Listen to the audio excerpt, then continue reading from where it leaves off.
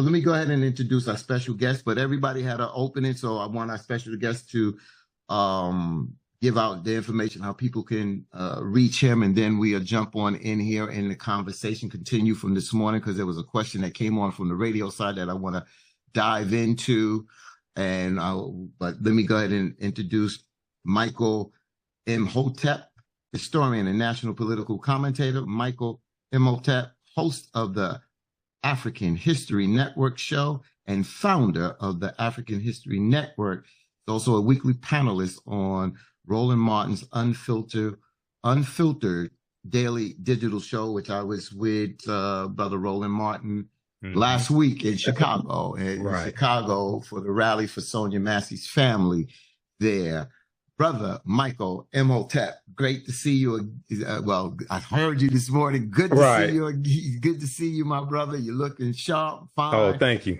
And thank you this morning. We'll jump into it, but I want you to, let people know how they can reach you, and any, brief opening statement that you, since everybody had a little brief opening statement, anything that you would like to add before we jump into our conversation. Well, Brother Fatim Muhammad, thanks for having me on. And I've watched over the years Open Line, and thanks for also having me guest co-host, assisting and helping me guest co-host Reverend Sharpton's radio show also a couple years ago as well. So people can visit my website, AfricanHistoryNetwork.com, AfricanHistoryNetwork.com. At the African History Network, we focus on educating, empowering, and inspiring people of African descent throughout the diaspora and around the world, because right knowledge corrects wrong behavior. So I have videos on our social media platforms like the African History Network Facebook fan page. I also teach online history classes on the weekend. I have one today, 4 p.m. Eastern Standard Time. So when people go to our website, they can register for that, because this is a multi-week online history course that I teach. And also I'll be doing the African History Network show tonight, 7 p.m. Eastern Standard Time. Our guest is going to be Reese Colbert, who they watch Roland Martin Unfiltered. They see her there. They see her on Sirius XM. And we're going to discuss a lot of the disinformation that has been put out about Vice President Kamala Harris, et cetera, and go through and do some fact checking on this. So it's a busy Sunday, brother. So I've got 3 interviews scheduled today. There you go. And I just want to say thank you for joining us here. And let me talk, briefly what Larry said about preventive medicine. You got to realize that we brought on some of the top doctors across the country when COVID was out. And we brought them on, and one of the doctors that we knew right in our backyard, Dr. Chris Purnell, is one of those preventive medicine folks. It's ironic, because I had COVID maybe 2 weeks ago. 2 weeks ago, it was the second bout with it. It was, for me, I'm vaxxed and, boosted up. Some believe, some don't. I'm not here to do that. Our job was to put out information and let people decide what they wanted to do during that time. But what happens now is that COVID is not being monitored or being tracked. And I just stayed on top, because I noticed when I have a cold, my cold lasts me a week and a half. And then 3rd day, that cold started to get better. I was like, and I had the test here, and I test myself. So I've been in touch with Dr. Garg this week, and he was supposed to come on this morning, but he did overnights last night. And then Wednesday night, this coming Wednesday, he is traveling to Michigan, but we are in constant contact, because a lot of people are coming up with stomach viruses and colds and not testing. And they having COVID and they're walking around. So I knew I had COVID. So I just stayed here, in the house, because I'll be honest with you, it's hard to put the mask back on, unless I really, really have to. I'm all well prepared. I got the other mask with this here, just in case something else breaks out down, wherever I'm at. Well, but with before Brother Imhotep expands our knowledge, let me just say we have to always acknowledge our allies. And Michael Bloomberg made a $600 million donation to 4 Black medical schools, $175 million to each medical school.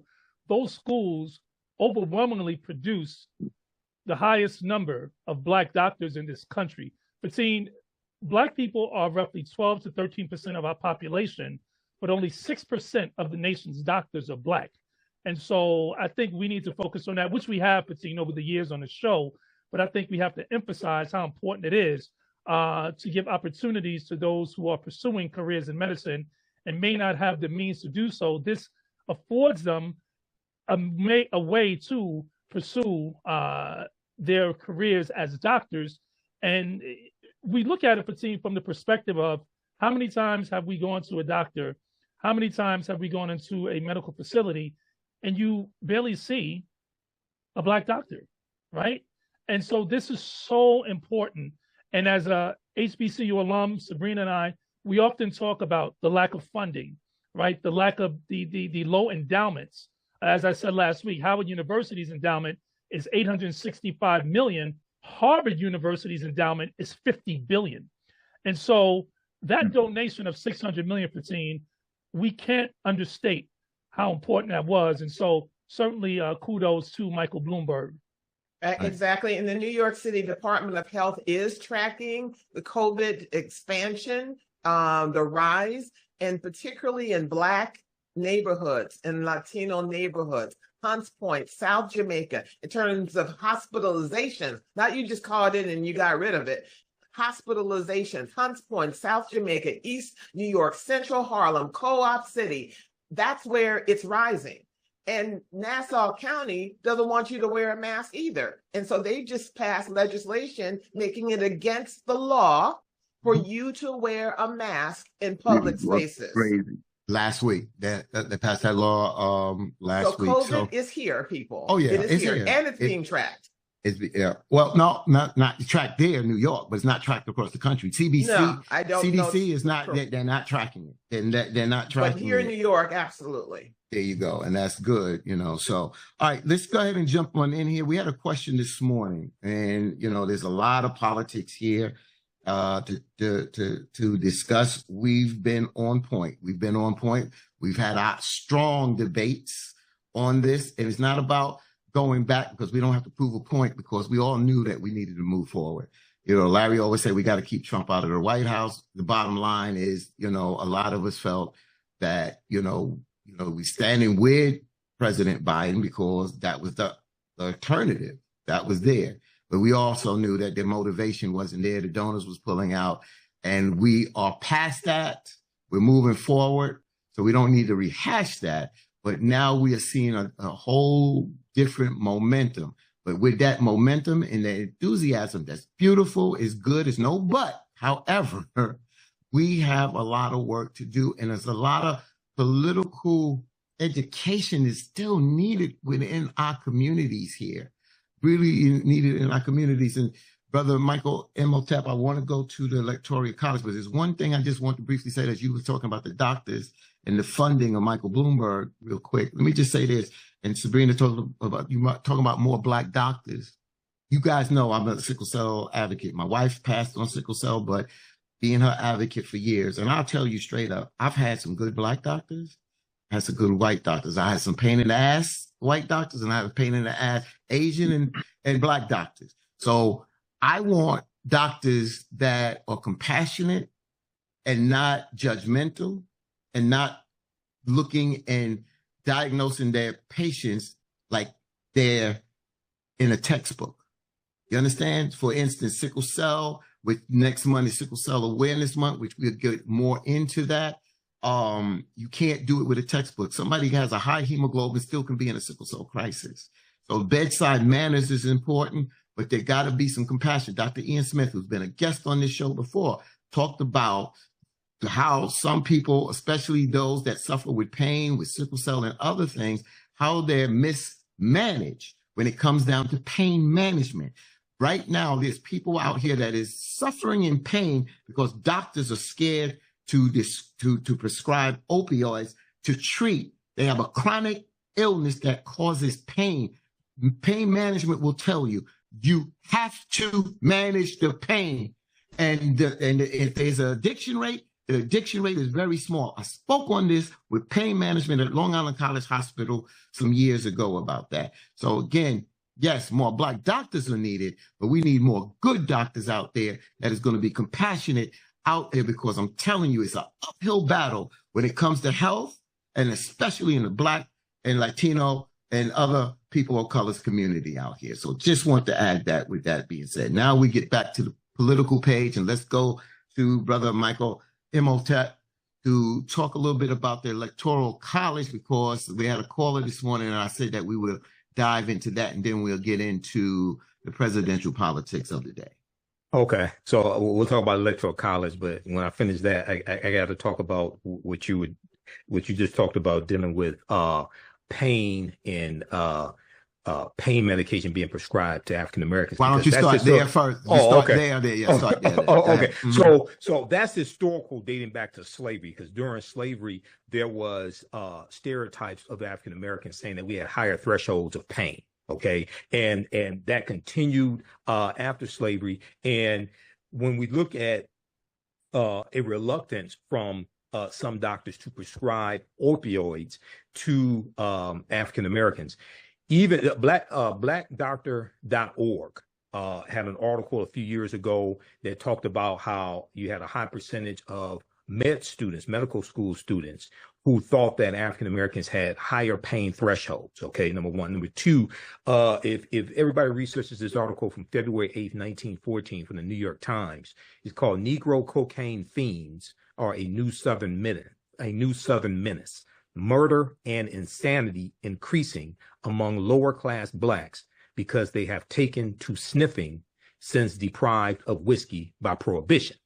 This is a huge article from the New York Times, February 8th, 1914. And it dealt with the fear that many white people had of what happens when black men get high on cocaine. They said that African American men had superhuman strength when they were high on cocaine, and they were asking the question, do police officers now need to carry a .45 caliber handgun because a .38 wasn't powerful enough to kill a Negro high on cocaine? Because cocaine was illegal. Okay. So when we go back in history, we see this when we look at why marijuana was made illegal, largely because of the marijuana prohibition tax in 1937. That was pushed by Harry J. Anslinger. And when he testified in front of Congress, he said that white women craved black men sexually when white women were high on marijuana, because marijuana was legal.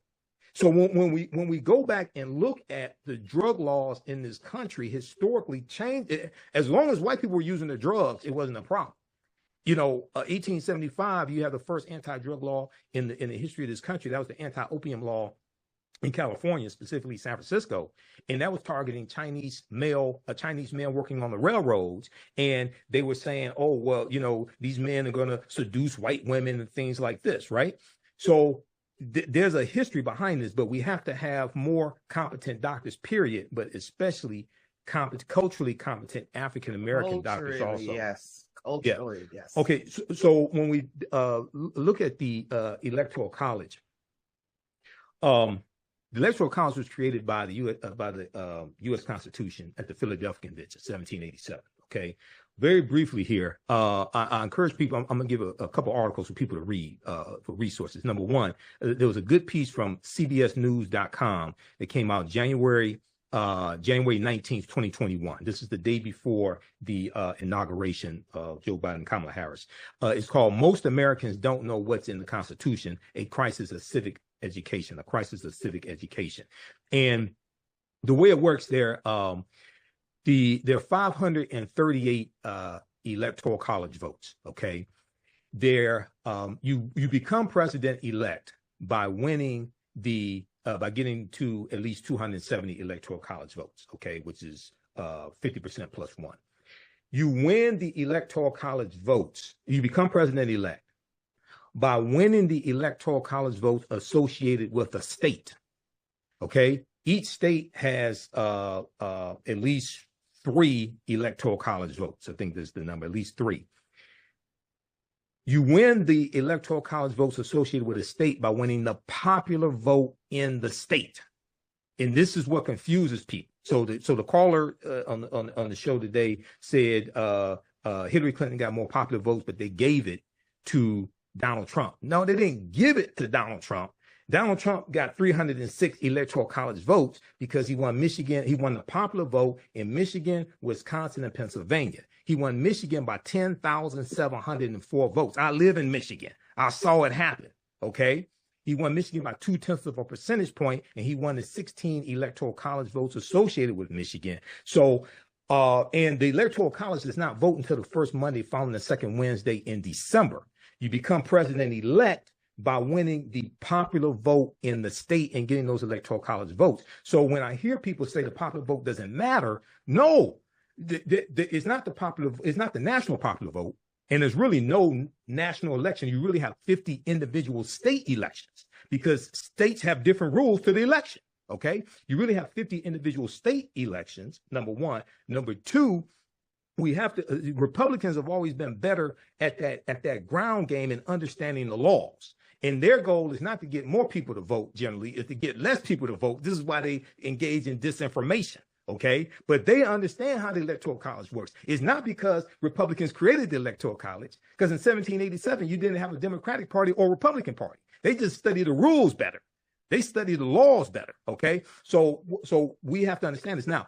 So the U.S. Census is important for people to understand how this is connected. The U.S. Census is connected to the Electoral College vote. Why? Because the census was created by the U.S. Constitution, the first census taken in 1790, and the census determines how many seats in the House of Representatives a state has. It's based upon population. Each House district is approximately 710,000, represents 710,000 people. Okay, you take the number of seats in the House of Representatives a state has. You add to it the number of U.S. senators a state has. Every state has 2 U.S. senators based upon the Constitution, and that tells you how many Electoral College votes are associated with a state. So it's tied to population. So with the 2020 census, Michigan lost a Electoral College vote. We went from 16 to 15 because of a shrinking population. When Donald Trump said that he wanted to put an immigration question on the U.S. Census, I knew exactly what he was doing because there hasn't been an immigration question on a census in about 70 years. The census is designed to count every person in the country, regardless of their status, whether they're documented or undocumented. Okay, what he was trying to do is to weaken blue-leaning states.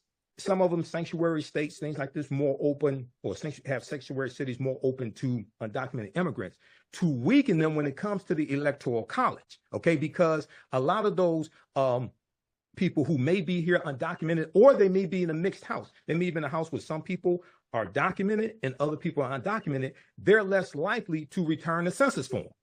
New York lost a Electoral College seat or Electoral College vote. And if 89 more people had responded to the census, they would have maintained it. Okay. So that weakens New York, weakens Michigan when it comes to the Electoral College vote. So Republicans are playing the long game. I was taught to understand the rules of the game, the rules of engagement. Okay. And so that's why when I teach about political self-defense, we get deeper into this than just voting. We need more than just voter education. We need to understand how to play the game of politics to win. And economics is part of that. My degree's in business administration. I totally agree with that. I taught entrepreneurship for 7 years. But laws and policies impact and govern your economic empowerment. If you don't believe me, ask the Fearless Fund. Who a federal judge, a panel of 3 federal judges, 2 appointed by Donald Trump, ruled against them in the lawsuit that conservative activist Ed Bloom filed against them. And when we talked to 2 of the founders on Roland Martin Unfiltered, their fund is not exclusively for African-American women, it's for women of color. Right. Ed Bloom is saying, oh, it's for Black women. No, it's not exclusively for Black women. They give it to women of different ethnicities. But this is a whole attack on diversity, equity, and inclusion. And this is the conservative-leaning Supreme Court that Donald Trump put in place, and people didn't see this coming. For life. For life. These are lifetime appointments. And Project 2025 is the second part of this. Okay? And people think, oh, 920 pages, that's far-fetched. No, it's not, because the Heritage Foundation did the same thing in 1980. That book was called Mandate for Leadership in 1980. The Heritage Foundation put out a book in 1980 that contained 2,000 right-leaning policies they wanted the Reagan administration to adopt. And according to Project 2025, the Reagan administration adopted 64% of those policies in Reagan's first term. The reason why they're doing it again is because it worked the first time. But now we have social media. Now we have Taraji P. Henson. Okay, now we have WBLS. Okay, so it's not working the way they thought it was going to work. It's being exposed. That's why Donald Trump is trying to back away from it. But evidence keeps coming up with him on a plane in 2022 with Kevin Roberts, okay, the president of the Heritage Foundation. So that's just a brief nutshell of how the Electoral College works. And so important, Brother Michael. And this is why, you know, Sabrina says on here, but today is one of the most important days.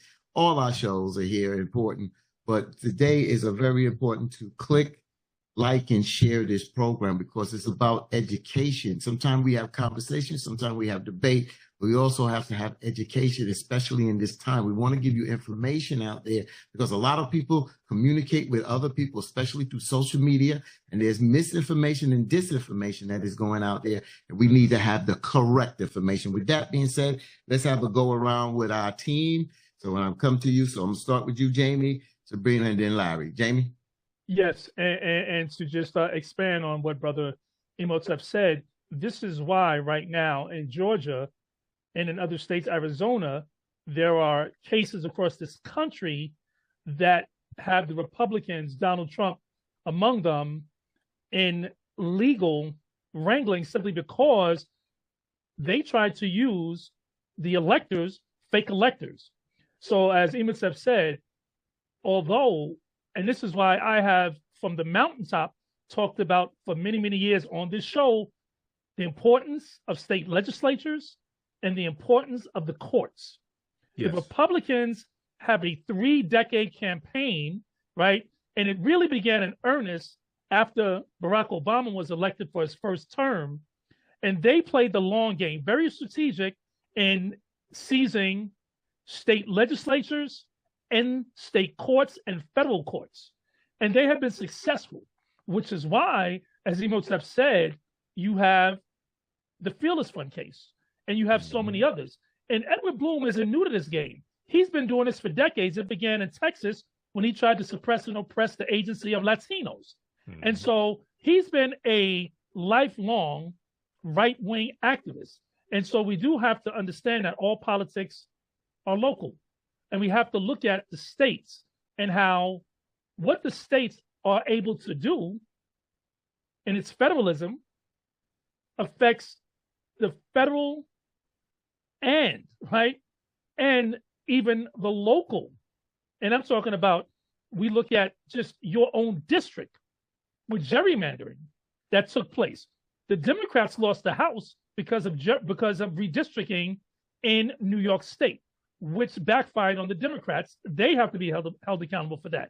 And so the Electoral College, it truly isn't representative because a state like Montana that has only a fraction of the population of a state like California should not have the same number of senators, in my opinion, right? Or representation, but that's another story. And so we do look at how the census plays a role, a very critical role, and how we have to understand if we do not look at who our Secretary of State is. Walter Mosley is the Secretary of State in New York. Taisha Way, who's also the Lieutenant Governor of New Jersey, is the Secretary of State. How important the Secretary of State's role is in certifying these elections and making sure that these elections, whoever wins, you can contest an election. We saw Al Gore contest the election, but it's done in a manner that is fair, that is transparent, and that is not nefarious, which Donald Trump and Republicans are doing, have done, and will continue to do. They're already setting the stage for Kamala Harris and Tim Walz's victory. They're setting the stage to claim that the elections were rigged, that the elections were invalid, and they are continuing to rally state electors and the state secretaries of state to contest these elections. And so we have to play this game and fight this game on multiple fronts. And Fatine, let me just go back because I think, not to digress, but Imhotep made a great point regarding pain, and I don't want to digress too much.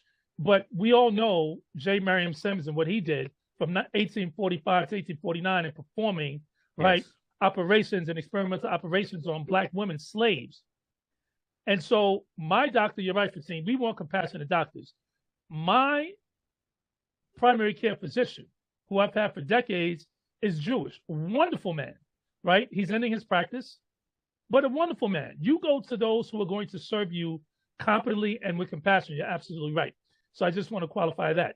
But we must also, Michael, take a look at right now how the Republicans, they don't really have a way, in a definitive way, to counter the momentum right now of Kamala Harris and Tim Walz. So what they're doing is they're engaging in ad hominem attacks.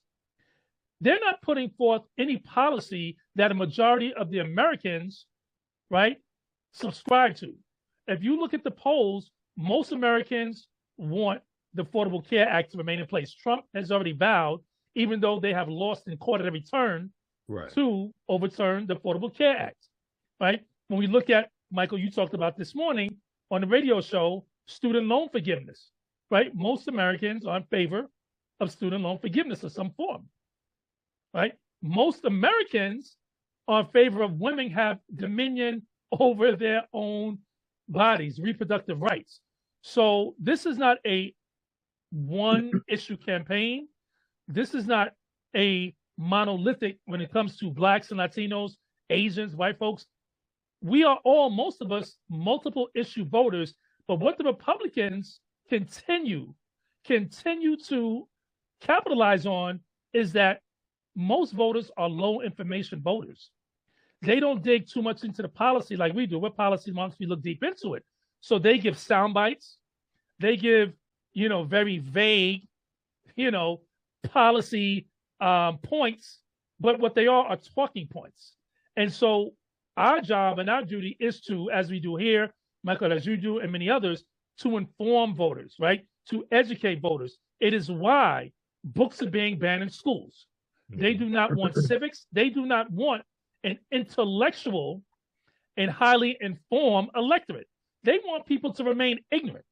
Because if you have majority, and when I say ignorant, meaning not knowing, if you have a majority of the electorate that truly doesn't know the positions of the candidates on economic issues, on social issues, then it becomes more of a optic, right, election, and who presents, who inspires, who seems to be the person who cares the most, who seems to be the person that's going to fight for us. Donald Trump doesn't give a damn about poor Blacks or poor whites. Donald Trump only cares about himself and how everyone is useful idiots or tools and vehicles to his own personal means and agenda. And so we have to remember that. And I do think that thus far, Kamala Harris and Tim Walz have done a great job.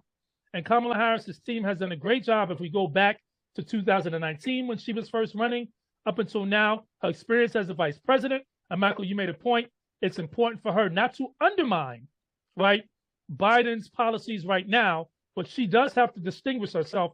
And that's tough. That's tough to do. But I think thus far, and she's going to release her economic plan next week, I think that thus far she has done a great balancing act in not undermining Biden, particularly on the Netanyahu-Hamas war. It's not Palestine and Israel. This is Netanyahu versus Hamas and other issues that can distinguish herself without being presented as being radical, as being presented as someone who is countering or going against Biden, because they're tying her to Biden. But as you said this morning, Mike, I'll leave it at this. Vice presidents don't make policy, right? They don't. Normally they do go along with the president because that's their job. Nevertheless, now that she's running and she still is the vice president and she still is essentially working for Biden, she has to make sure that she is very nuanced and very careful in terms of how she's presenting her vision and her future of what she sees as a future of this country.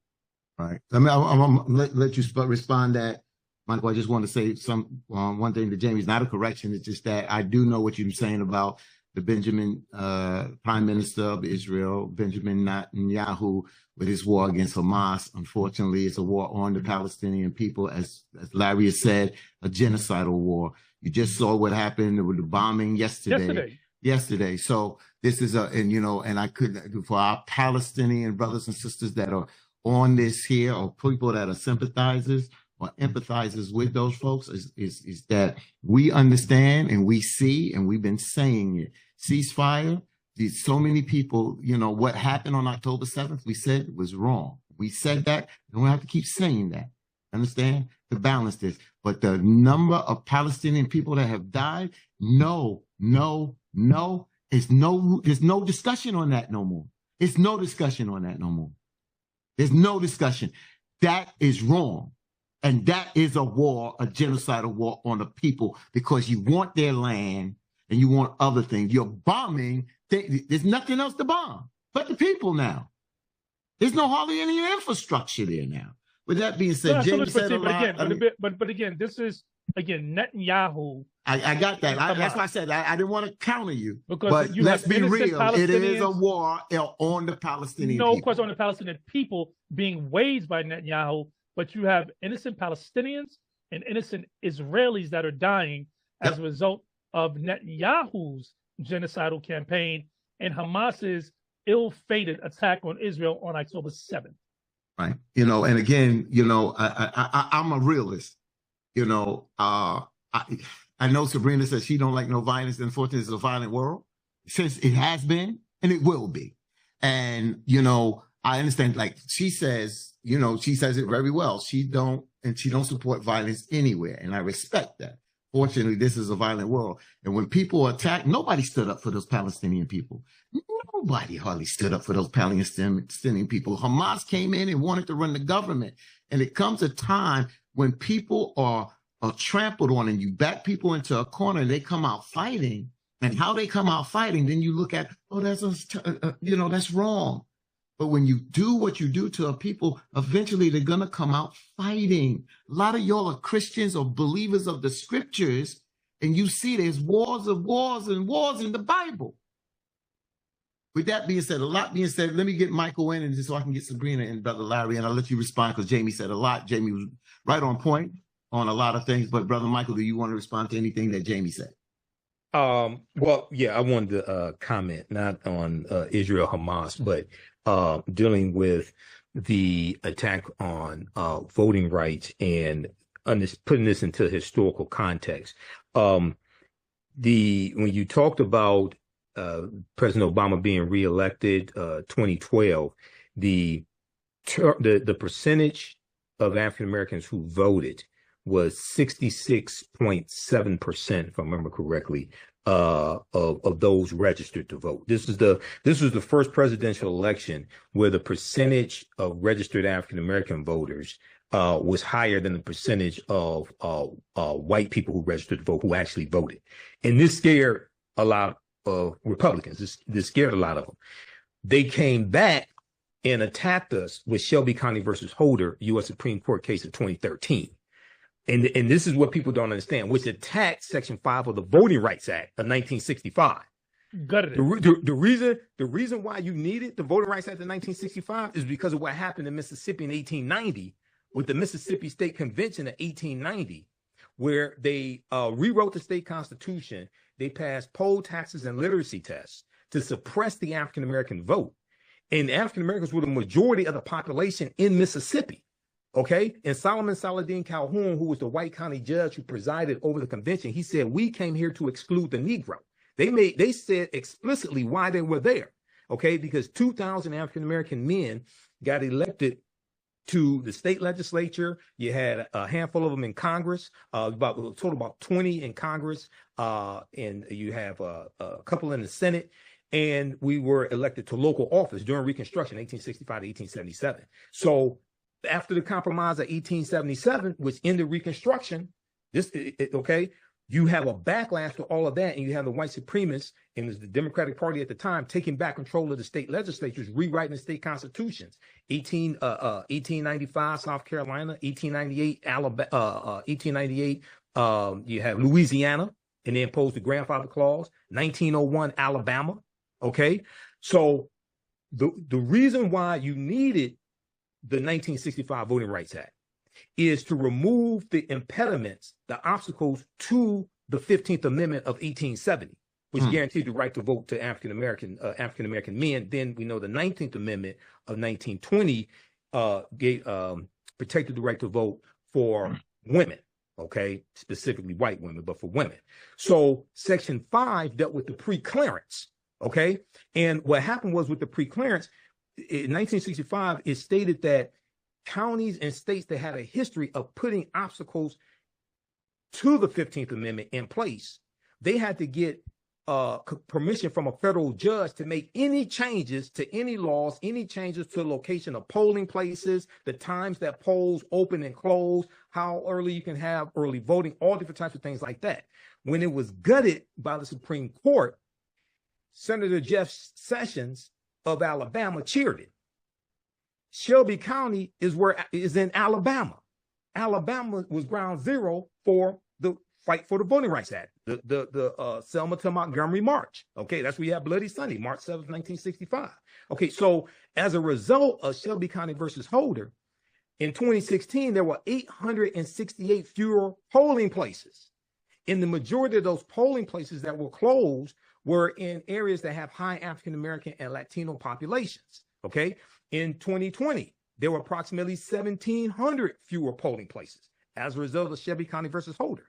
The attack we saw in the state legislatures, going back to Senate Bill 201, that started coming out of Georgia, right? Pushing the big lie. That was refuted, pushing the big lie that the election was stolen by Donald Trump. Senate Bill 201 was crafted by Heritage Action for America, which is the sister organization to the Heritage Foundation. And the Heritage Foundation is the organization that wrote Project 2025, called Mandate for Leadership, but they wrote Mandate for Leadership in 1980 also. So there's a good article from motherjones.com that Ari Berman wrote, Ari Berman and Nick Sergey. And Ari Berman did a series of articles for thenation.com during the 2016 presidential election dealing with voter suppression. The name of this article, Leaked Video, Dark Money Group brags about writing GOP voter suppression bills across the country. Now, this is from May 13th, 2021. And I put the link here in the chat. So if you put this on social media platforms also. Jessica Anderson is the executive director of Heritage Action for America, the sister organization to the Heritage Foundation. And she was caught on video talking about how it was that organization that crafted Senate Bill 201 and copycat bills in other state legislatures. They're the ones behind that.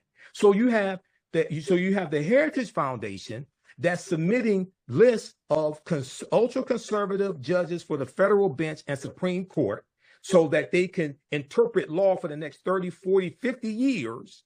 And then you have Heritage Action for America that is passing laws, crafting laws and getting them passed to suppress people's ability to vote in the present.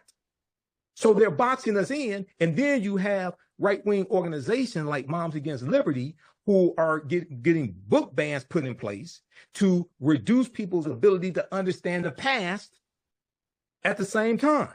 Okay. And your understanding of politics is directly related to your understanding of history. So this is political war that's taking place right now. So we have to understand these different forces here. And I'm neither Democrat nor Republican, but sure as hell ain't stupid. I can see who keeps passing these laws and who keeps advocating for these laws that are detrimental for us. And I can see who keeps voting against these laws and keeps largely putting laws in pass that are beneficial to us. So this we have to understand political self-defense, and this is about power acquisition. Okay, so we have to get beyond. I know people mean well when they say this, but we have to get beyond telling African Americans to exercise your right to vote. You vote for power, and you have to be able to. It's not just about what a politician can do for you. It's also understanding how to block and stop what people are trying to do to you, because this is about self-preservation. And as you said, the Heritage Foundation, the Federalist Society, Moms Against Liberty, they are all, let's not forget, we talk about economic empowerment, extremely well funded. Yes. Well funded. Let me just say this, Sabrina, I'm bringing you in. I'm not going long. This is the problem. And I see, especially on my other podcast, and, when folks come on and they, and talk similar to Candace Owens, South Carolina, the Senator Tim Scott, Larry Elder, Representative Brian Donaldson from Florida. And, you know, when they say there's no systemic racism, this is what we talk about, systemic racism. And then these folks come on and then they say, well, I'm not voting for the Democratic Party. And it's not about pushing the Democratic Party, but like you said, you're not stupid. We got to work with those that are good, willing to work with us. We know that the Donald Trump campaign is not going to work with us or for us. They use us as tokens, token blacks that come out to talk about this. Brother Michael Imhotep just broke some things down. Again, click and share, click and share, click and share. Let me go to Sabrina. Sabrina, floor is yours, my sister. To your point, Michael Imhotep, is that the GOP, for people who say, you know, I'm not going to vote, well, GOP says, great. Yes. They're trying to keep the voting participation as low as possible, okay? And they have filed lawsuits in 20 states, 20, to stop, to make it inconvenient to move the voting precinct, to stop mail-in ballots, all of that. And particularly in those states that have what? High electoral votes. All right. So participate in your own demise, because I've often said is that you have to look at, and systems look at that small electoral block. If you live at 555 Main Street, they know how many people turn out for the election. Right. They know exactly who participates and who not. So when you're getting delays in services or being ignored for generations, economically and every other way, because we can see whether you are engaged, you are leveraging your power to vote. I would love, because you are in Michigan, to hear from you a temperature check, because the last election, Hill Harper was running for Senate. 22, according to Genesee County stats, 22% of that county turned out to vote. I look at, we opened the show honoring the memory of Michael Brown and his parents and how they're carrying the tragedy of that. The new elected congressperson, Wesley Bell, you know, would not file charges against the cop that killed this child in the streets and left his body for 4 hours. I look at the Bronx, how generationally have zero access to economic, equitable financial services, peel that back and look at poverty and lack of access. So I would like to go back to Michigan, where you are, sir, and share with us, what are you feeling on the ground? I'm part of these you know, mobilizations online, but the people in Flint, the last stat that I saw was maybe about an 8-9% turnout vote. And when we're talking about, well, we got to register the people to vote, I'm looking at where are the maps and there are maps of where there is economic trauma. Those people for generations. And then I also look at, and I'm so glad that Vice President Harris did turn, I like this last response when she was in Arizona, to, you know, those who want the war to end in Gaza. I'm one of them. And I like how she responded to them, that their voices matter. So put all those, I took you to Detroit, to the Bronx, to St. Louis, Arizona, and now I'm back to you. I would love for you to thread all of that, because that's where the people need to be incentivized, not the ones that we're high knowledge people. You know, Donald Trump says, I love the low information voters. Right. Talk to us. Yeah, so there's I live in Detroit, and there's a energy in Detroit that's happened since July 21st, and there's mobilization taking place. It's going to continue. The campaign's only 21 days old, so it's going to continue. There has to be, and I think that there's going to be a good information campaign to explain to people how policy impacts their daily lives and how the policies of the Biden and Harris administration have helped here in Detroit. For instance, there's a Detroit, our police chief, James White, just released the stats, and there has been a significant decrease in certain types of violent crimes here in Detroit that's documented. And we've seen this trend take place over the past couple of years. And it's not perfect. Doesn't mean that crime doesn't happen in Detroit, but we have seen a decrease. And one of the major factors has been the community violence intervention groups. Okay, whether it's Detroit 300, whether it's Brother Zeke and his organization, things of this nature. Well, there's a program called Force Detroit, and it funds these different organizations. I think it's about 6 organizations. There have been recent news articles written about it here. In Detroit. It funds these different organizations to be able to go out and intervene and keep violence from happening. Well, that program is being funded by $10 million that came from the $1.9 trillion American Rescue Plan that no Republicans in the House or the Senate voted for. So here we see a policy in Washington, D.C., a city that many people haven't visited.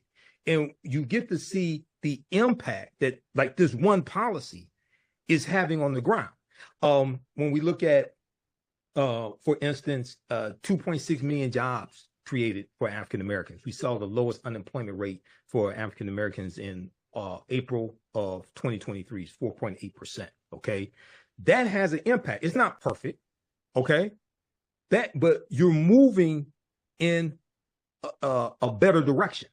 So one of the things that has to happen in the education, because it's important to educate people on policies as opposed to just voting for a Democrat or Republican. Right. Talk about the policies and how they impact people's lives. You look at the student loan forgiveness that has happened, okay, for about 5 million people, over $160 billion. That's monumental, because I know people who've had their student loans forgiven because of that. Republicans overwhelmingly are against student loan forgiveness. Now, they're still trying to block it. They're still trying to block it. Not only were they still trying to block it, there were 5 senators, including Senator Mitt Romney, who tried to get a bill passed in the Senate to strip President Biden of the ability to forgive student loans. Mm-hmm. Okay? Now, they didn't have a problem forgiving paycheck protection loans. Mm-hmm. And some people got loans forgiven for hundreds of thousands of dollars. Some mm-hmm. of them were in Congress. Mm-hmm. But when you talk about forgiving a loan of $20,000, now it's a problem. Mm-hmm. Okay? With the inflationary costs that have happened with the cost of a 4-year degree. Okay, so when we look at $16 billion for HBCUs since 2021, that's a record amount of funding that has come from the Biden-Harris administration. Even though Donald Trump wants to take credit for Representative Alma Adams' bill, the Future Act, member of the Congressional Black Caucus, you know, he wants to take credit for her bill. The record number of funding has come from the Biden-Harris administration. So it's about connecting, explaining to people how this policy in Washington, D.C. impacts you here on the ground.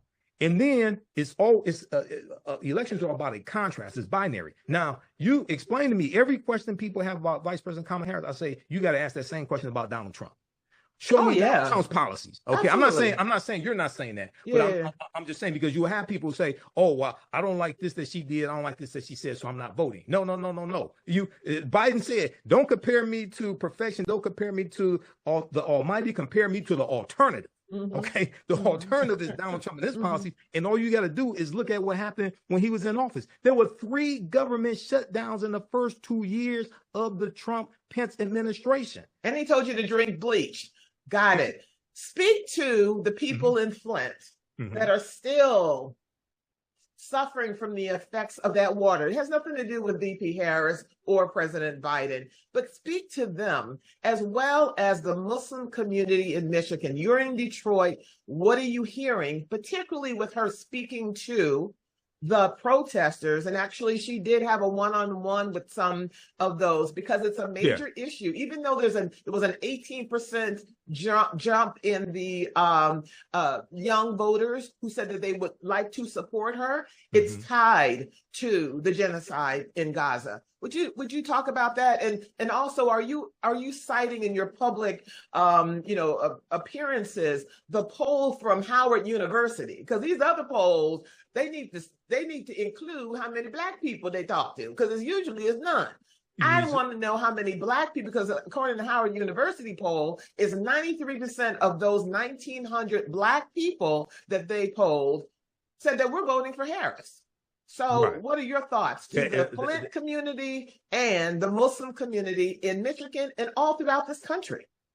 With Flint, I'm not sure of the impact that the infrastructure bill has had on Flint yet. But I think part of the $1.2 trillion infrastructure bill that only 19 Republicans in the Senate and 13 in the House voted for, part of that is dealing with removing lead pipes across the country. Because there were, when the Flint water crisis happened, and we heard about it here in Detroit before it made the national news, when the Flint water crisis happened, a study came out and found that there were 3,000 communities across the country that had higher lead levels in the water than Flint, Michigan. Okay.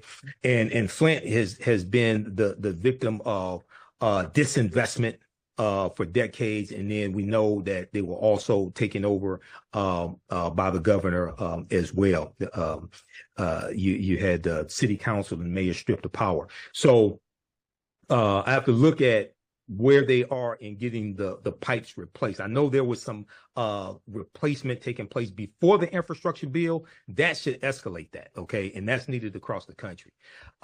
Here, the Muslim community here in Detroit, I haven't spoken to them directly. I've spoken more to generally the African-American community. You do have, Vice President Kamala Harris did meet with one of the non-committal groups. But even when the primary was here a few months ago here in Detroit, you had some of them saying that even though they were voting non-committal, they were still voting for Biden in the general election because they knew Biden was a lot better than Trump. Okay. So what has to happen? This is a complicated issue that deals with a lot of history. Okay. And my views may be a little different than some people, but one thing I would say is you're dealing with a complicated issue, and Netanyahu does not want a ceasefire because Netanyahu's polls, his popularity is very low in Israel, and he knows if the war ends, he's going to be out. So it's not in his best interest to have a ceasefire.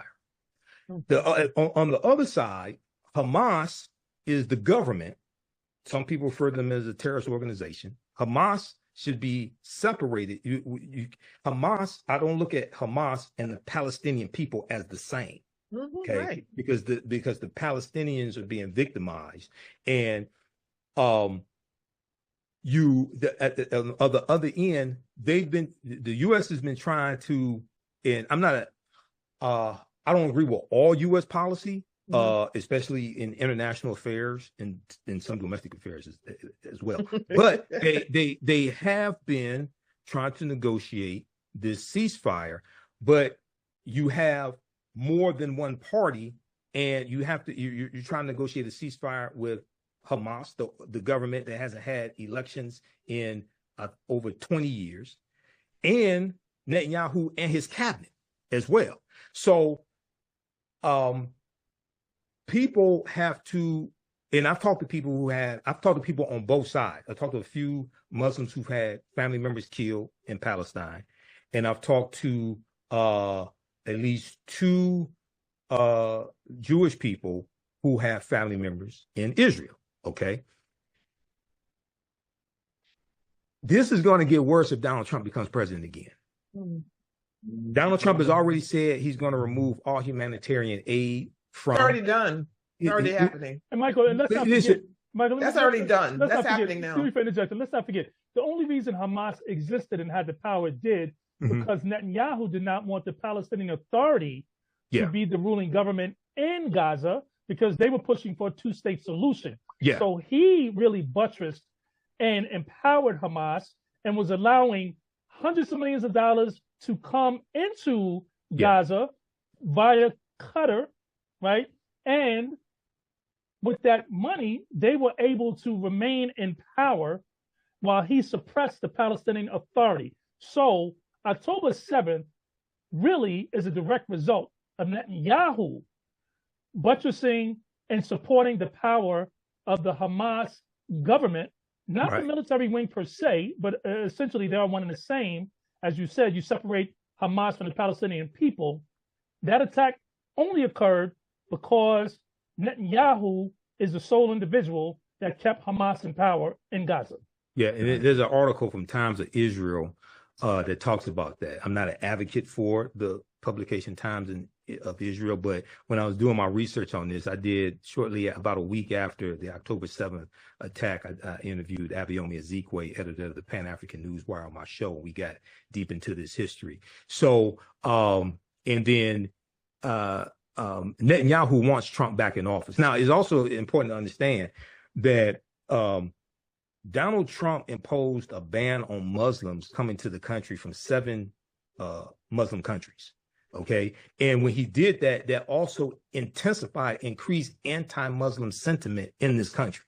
Right. So this is a complicated issue. I think there should be some type of ceasefire. I don't have all the details of what that may look like. It may look like something different than I envision.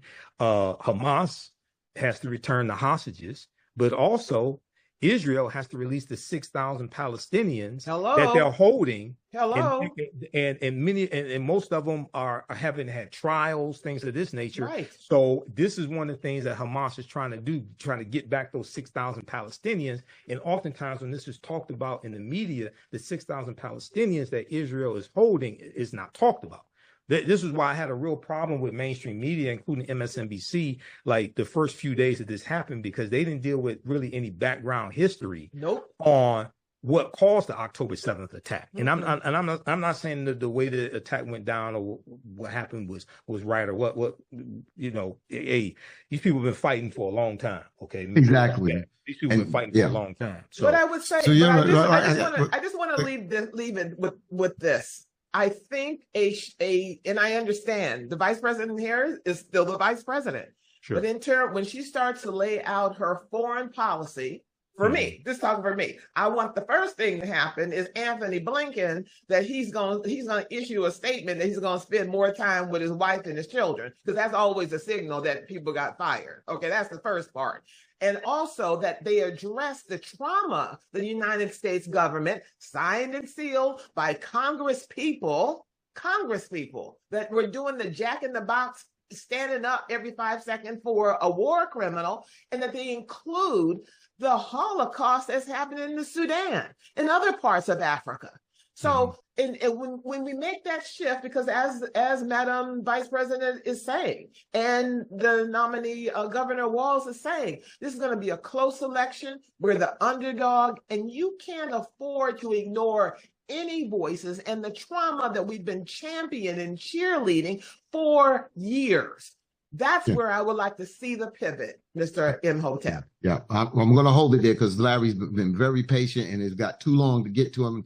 Real quick, we need to get back on here. Dawood Walid, he is the executive director of the Council on American Islamic Relations Michigan chapter, which is CARE, because he came on and he talked about the sentiment of the Muslim and Arab community in Michigan right before the non-committal vote.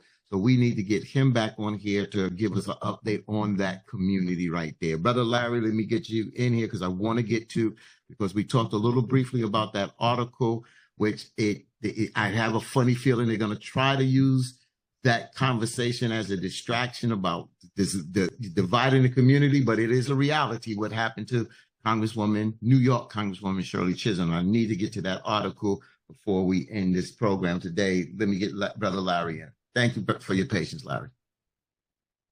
Well, this has been an amazing discussion and quite enlightening, particularly the amount of detail our guest, Brother Imhotep, have given us, and the penetrating questions that have been asked by Jamie and Sabrina. Donald Trump must be defeated. That's where I always start, because if you have a good anchor, then it helps you to build a logical argument and good strategy and tactics. And why must Donald Trump be defeated? Because he is the titular leader of a fascist movement in this country that's seeking to literally overturn democracy and establish some type of white minority rule. Some people say white Christian nationalists. Other people have other versions, but in essence, they want to establish a dictatorship of a type. I mean, and they speak of this openly. I mean, Trump says, you know, I'll be a dictator on the first day. The other day, a week ago, he said, if you elect me, you won't have to worry about elections ever again. I mean, this is stuff just being said out in the open, not to mention a whole 925-page plan, which calls for the literal purging and cleansing of the civil service, to dismissing federal civil service and replace them all with Donald Trump loyalists. I mean, this is classical fascism. And a lot of people still don't want to say that word, but you hear it more and more. And you even hear it now in the mainstream discourse. So, you know, one of the things that Trump says is that the system is rigged. And he is right about that. The rigging is in the Constitution itself. The fact that we have an electoral college that actually selects the president and not the popular vote is one of the foundations of the rigging. Hillary Clinton defeated Donald Trump by 5 million votes, but Trump won the Electoral College, so he becomes the president. Research has shown that Al Gore actually won the popular vote and won it in Florida. The Supreme Court stepped in, stopped the counting, and in essence awarded that election to George Bush. We need to abolish the Electoral College. The Electoral College is a remnant of slavery, literally created to give the Southern colonies more power than they actually have. This is where the whole 3/5 thing comes in. It wasn't, they didn't say literally we were 3/5 of a person. They said we would count 3/5 of the population of the slave colonies toward their overall voting population to give them more power. Yes, it's rigged. It's right there in the Constitution.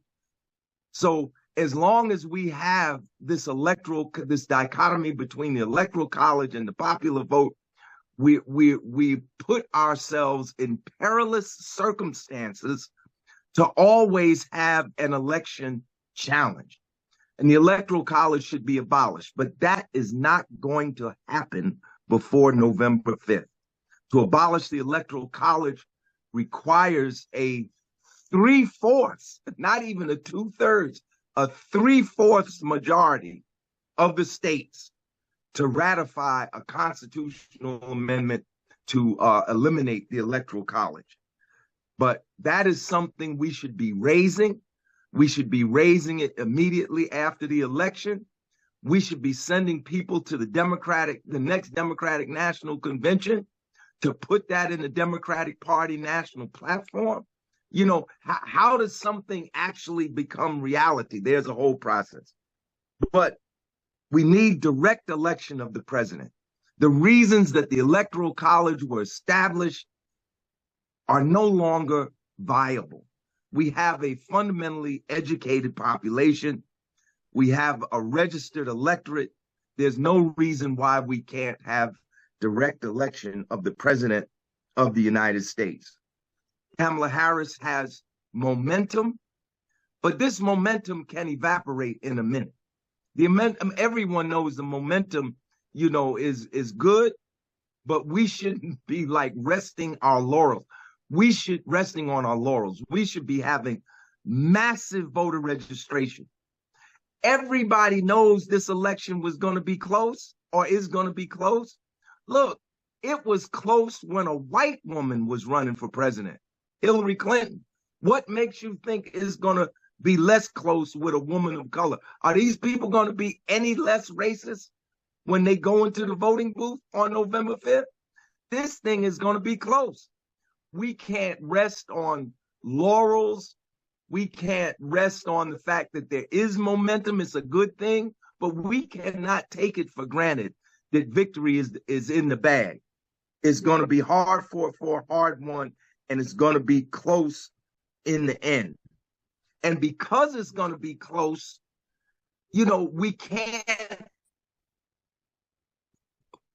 we have to understand how everything is. Look, why are there 30, I believe the number is 37 uncommitted delegates?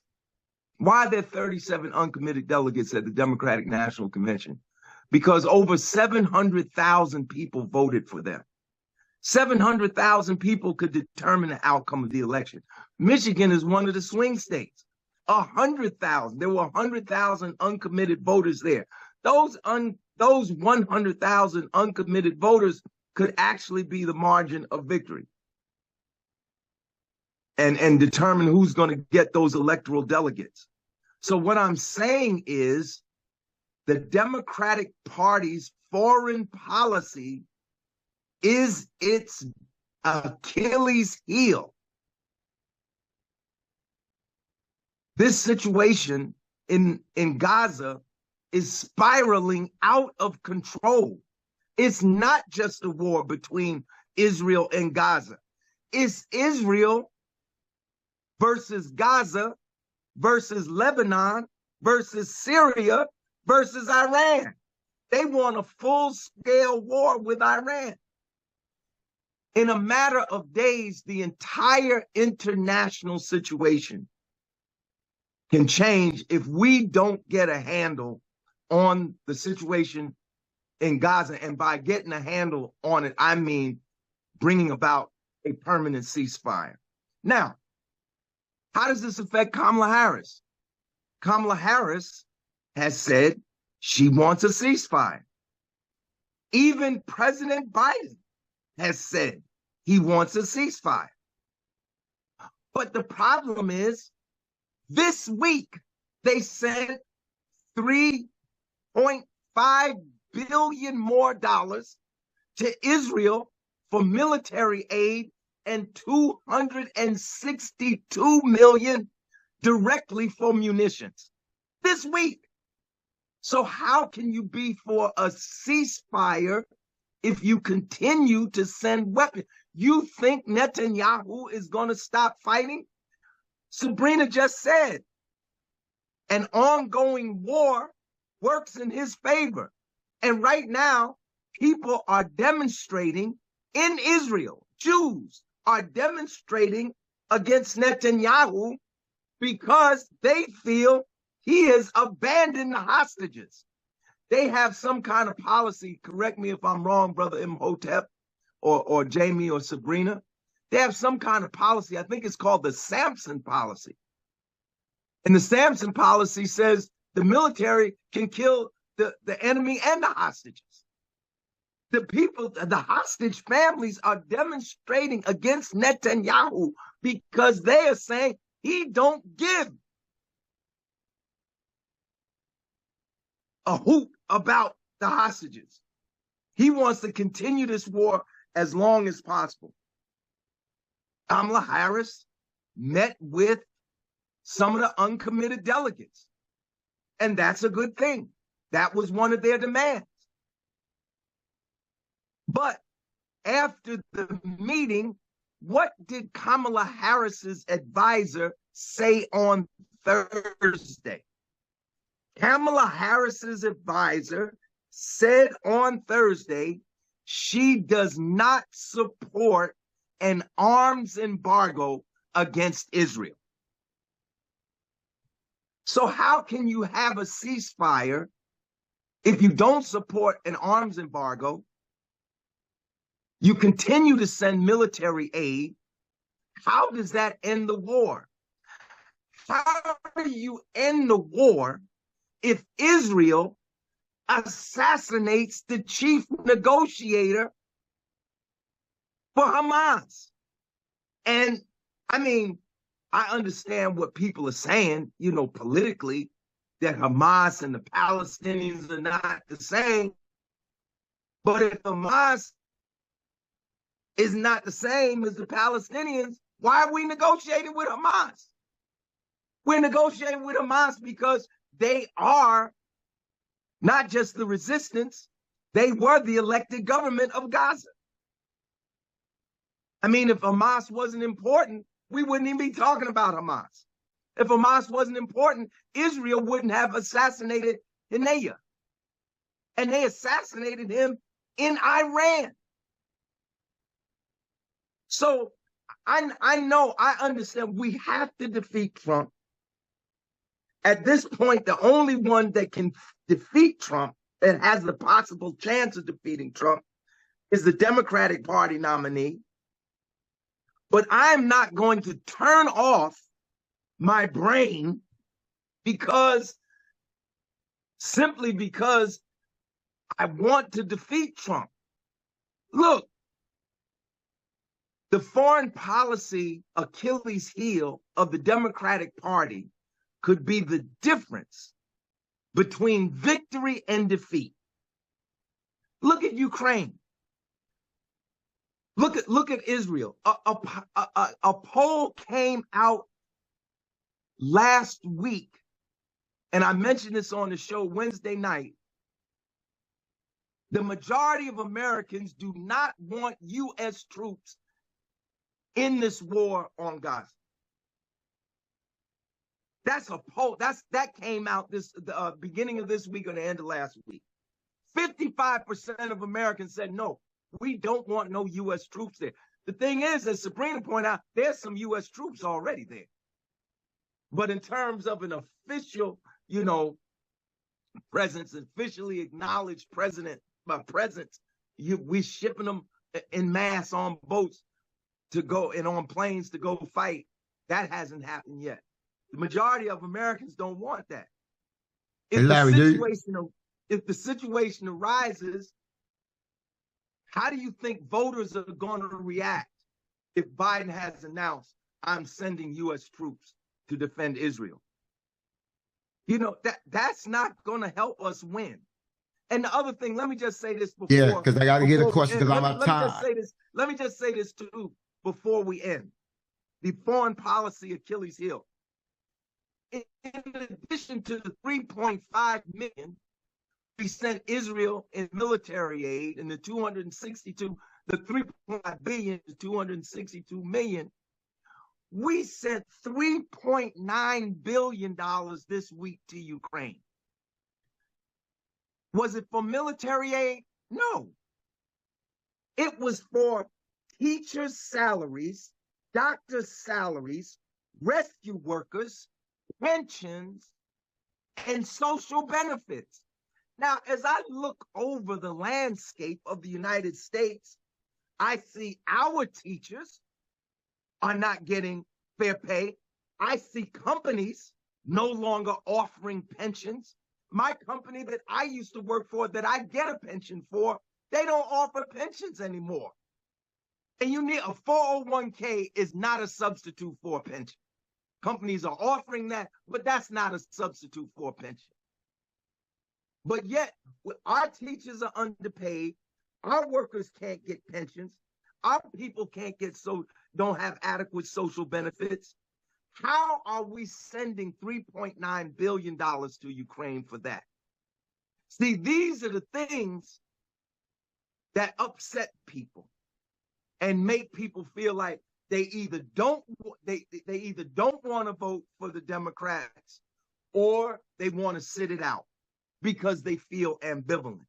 And nobody should sit this out. Trump must be defeated. But if you want to defeat Trump, you better offer a better policy. All right, so a lot was said. Let me let Michael respond, and I don't want to get to this article before we end. We're going to have to shorten it now because our time is coming to the essence. Michael, a lot was said by Brother Larry. You want to respond to anything that he said, my brother? Yeah, just very quickly here, we talked about the Three-Fifths Compromise of 1787, Article 1, Section 2, Clause 3 of the U.S. Constitution. The South wanted 100% of the slave population counted.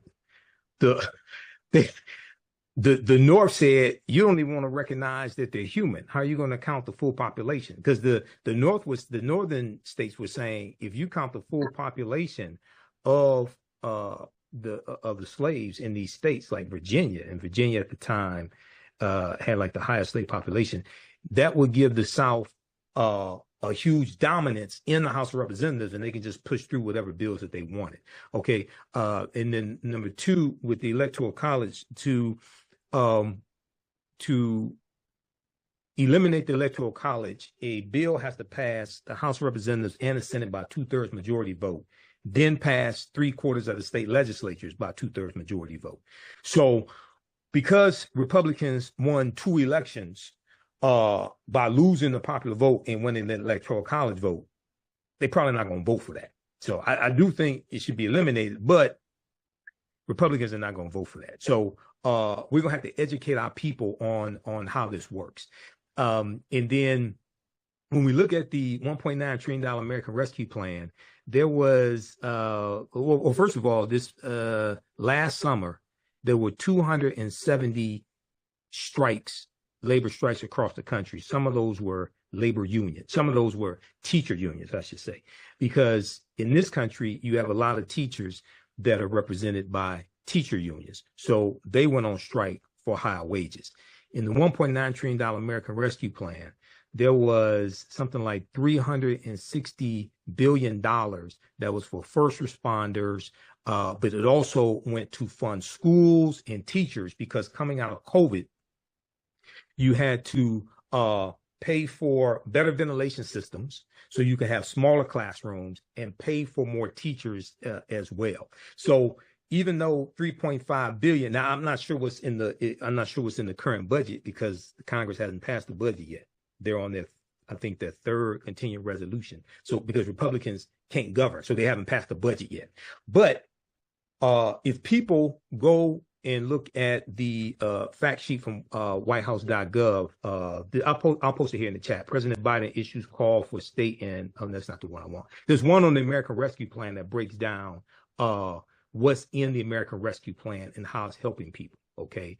Because there was money in that American Rescue Plan that helped and funded teachers also. I get Larry's point, but oftentimes that's not talked about, and how that helped teachers. So for the Three-Fifths Compromise, is a good article that I teach from theroot.com. I'm not a big fan of the Root, but this is a good article. Three-Fifths Clause, Why Its Taint Persists. It's by historian Paul Finkelman. Post it in the chat. Yeah, I'm gonna post it in the chat. No, yeah. I already did. Oh, okay. Yeah. He's a history professor. I interviewed him on the African History Network show a few years ago. He's the author of 50 books, and he gets deep into the history of the Three-Fifths Compromise and how it's misunderstood. And Section 2 of the 14th Amendment of 1868 corrected how the count is taken as well. But all that deals with history. All that deals with politics. So I'll leave it there for now. Real quick, somebody asked this because it said, real quick, Michael Imhotep, because I want to get to this article real quick. Yeah. Because it says that, you convicted of a felon or not being able to vote, and in the Constitution, it doesn't say, it gives the criteria of what is the criteria to run as a president, and it doesn't say a person convicted of a felon cannot run for the president. Correct. So then the person came back, so where does it says a felon can't vote in the Constitution? And I don't think it's in the Constitution. Well, I think it's more of a Supreme Court and then state laws. But can you explain that? State law. So first of all, when the framers framed the Constitution, they didn't think the convicted felon would run for president. They never thought that would happen. Number one. Number two, the 10th Amendment to the U.S. Constitution, powers that are not explicitly given to the federal government go to the states. 10th Amendment deals with states' rights. So that's why you have really 50 individual elections for president because you have the state government, state legislatures that regulate that. The felony disenfranchisement was that law targets African-American men. That's why that was put in place. Florida in 1868, when Florida wrote their state constitution, they imposed a felony disenfranchisement law. So you lost your right to vote for life if you were convicted of a felony. They also expanded the number of crimes that were classified as a felony. And in 1868, African-Americans made up 48% of the state population in Florida. We were almost half the population as a result of slavery. And they said they were doing this to prevent a Negro legislature because they knew we were voting high numbers and put African-Americans in place. Now, contrast that to Maine and Vermont.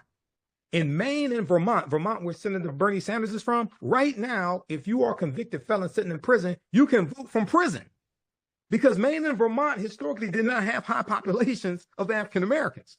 But when you look at states, especially these former Confederate states, like Georgia and Mississippi and Alabama, things like this, that had those felony disenfranchisement laws, it was targeting us. This is why. So that deals with actually understanding the laws once again and how those laws have to be changed. You have to vote people into office who would change those laws.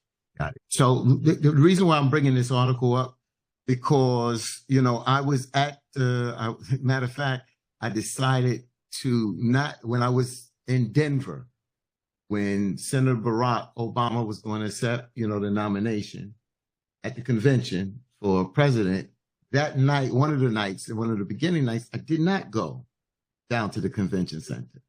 I stayed home, and I remember waking up, and I think it was on PBS. It was, you know, talking about what was going on when New York Congresswoman Shirley Chisholm ran in 1972 for president. And I sat in awe. I sat up in the bed.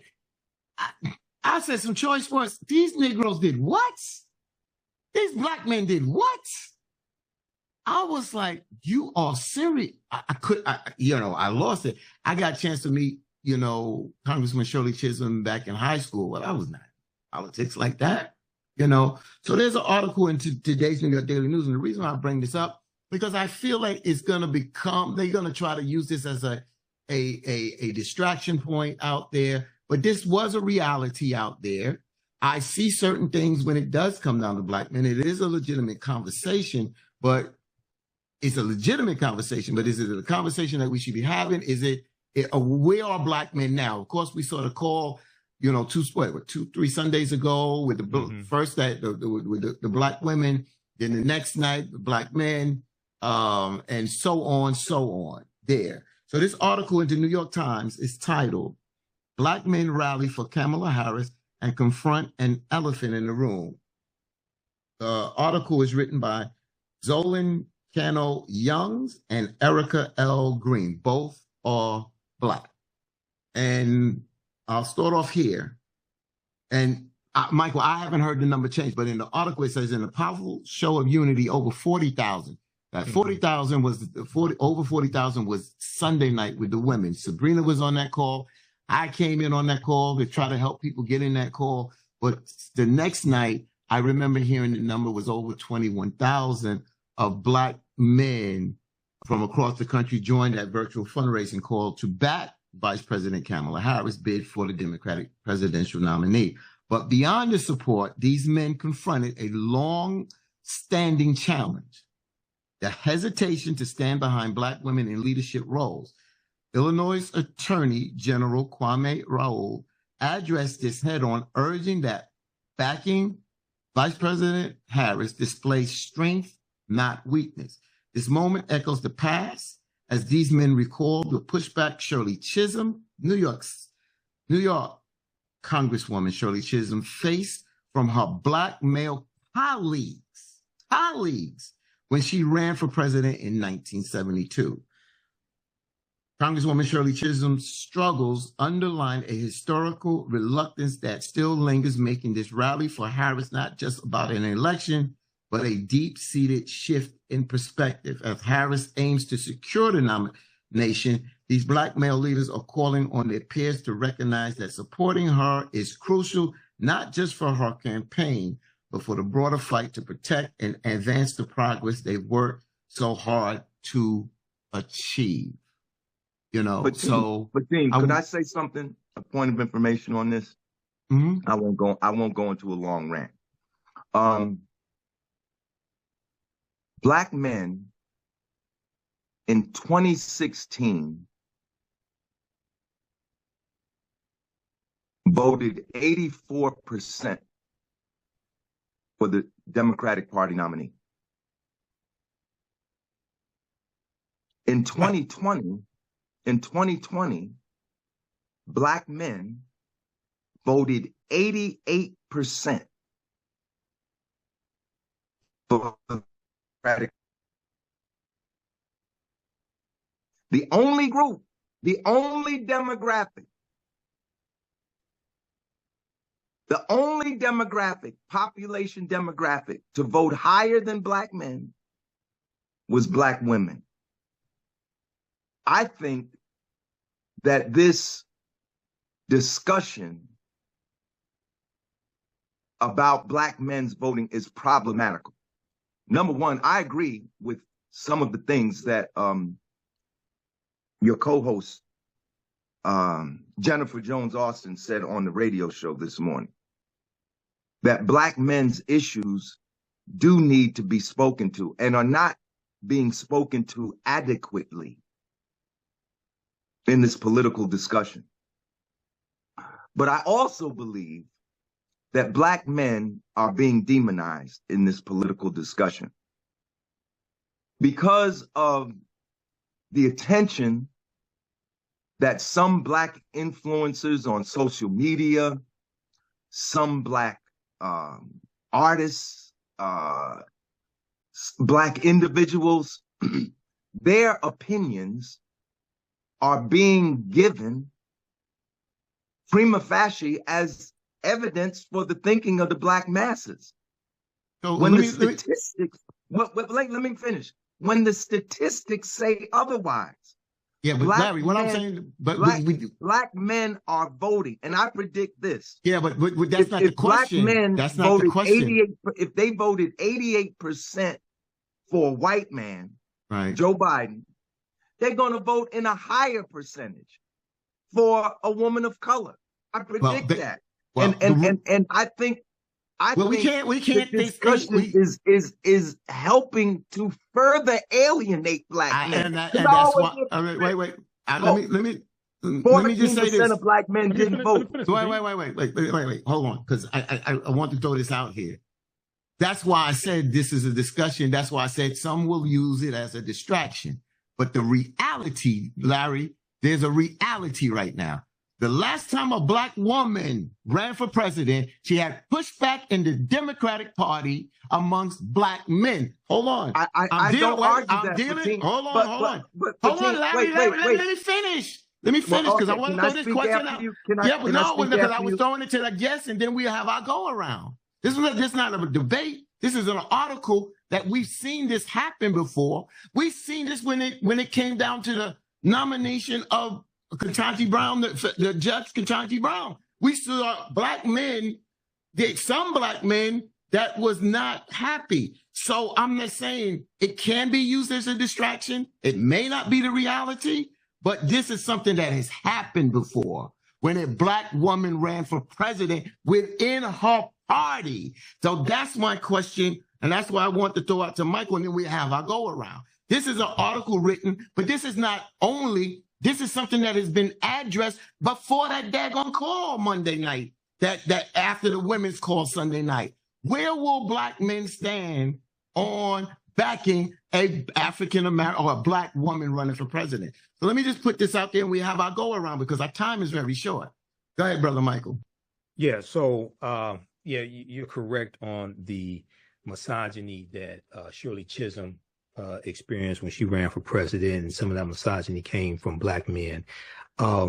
This time around, even though you do have, you have Black social media disinformation agents out here, and people really have to be careful of these social media platforms where these are faceless platforms targeting African Americans, targeting Black people, putting out negative disinformation. Okay. And at the same time, they usually don't have information criticizing Donald Trump at the same time. You got to be really careful of that. And what you do is go to this, like on Facebook, there's one of them. I'm not going to say the name. Go to page transparency and see who these people are. When they don't tell you who runs the page, you need to speculate. And when they're outside of the country, you need to be leery of them. Okay.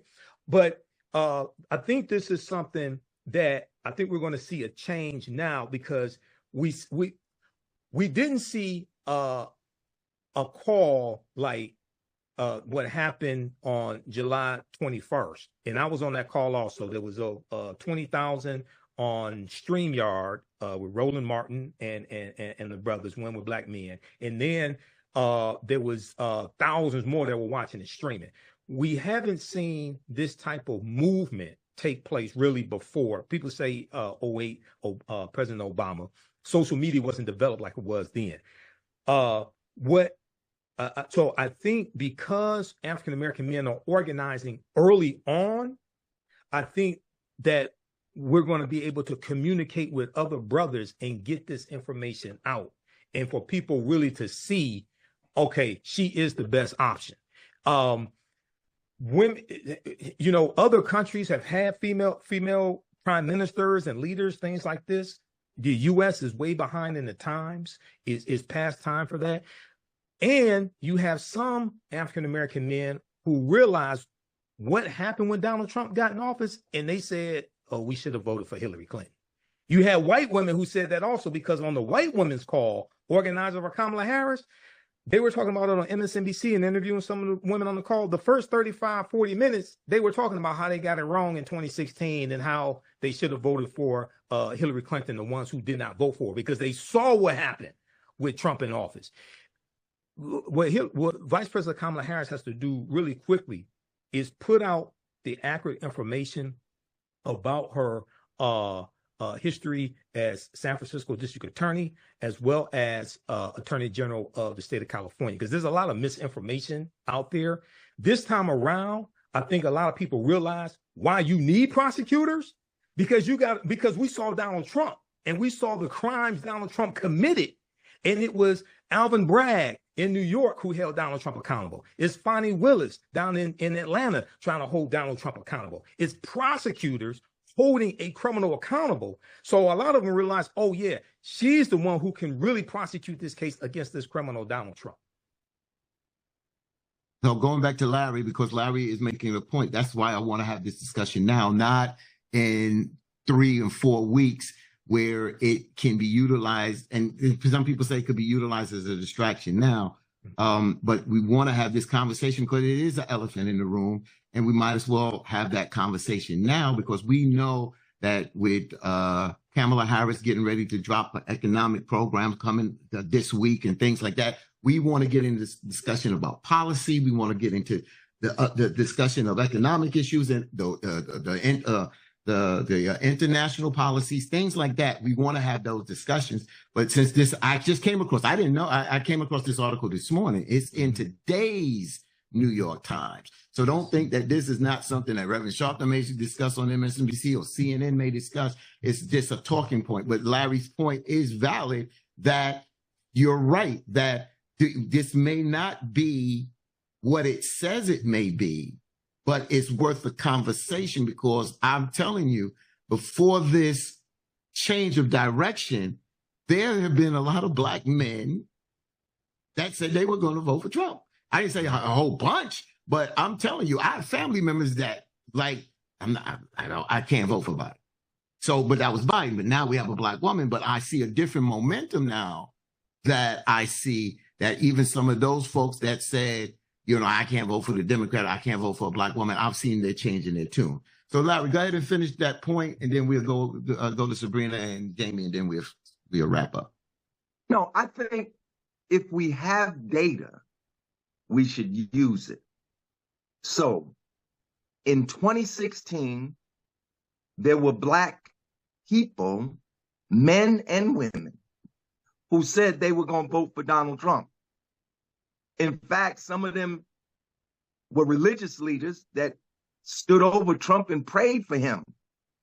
And you would think, based on the media attention, that this represented a major feeling in the Black community. But when you look at the data, in 2016, 84% of Black men voted for the Democratic Party nominee. The only demographic higher than that was Black women. Nearly 70% of white men voted for Trump. Nearly 60% of white women voted for Trump. 30% of Latinos voted for Trump. But nobody talks about them. If 70% of white men are voting for Trump, I would think we'd be talking. It's just like Brother Imhotep said, you know, if you're going to ask these questions of Kamala Harris, you're going to ask these questions of Trump. If you're going to use this data on Black men, you got to use data on other men, you know, on other people. 84% of Black men voted for the Democratic Party nominee in 2016. 88% of Black men voted for the Democratic nominee in 2020. Again, the only group higher for Black men, about 55% or so in that. So you, Larry, so you don't think it's a conversation that a Black woman running for president that has become the nominee is not a question, will Black men support her? Because you're giving statistics on the nominee, but it's never been a Black woman as the nominee. That's the question that we're dealing with. Okay. This is my position.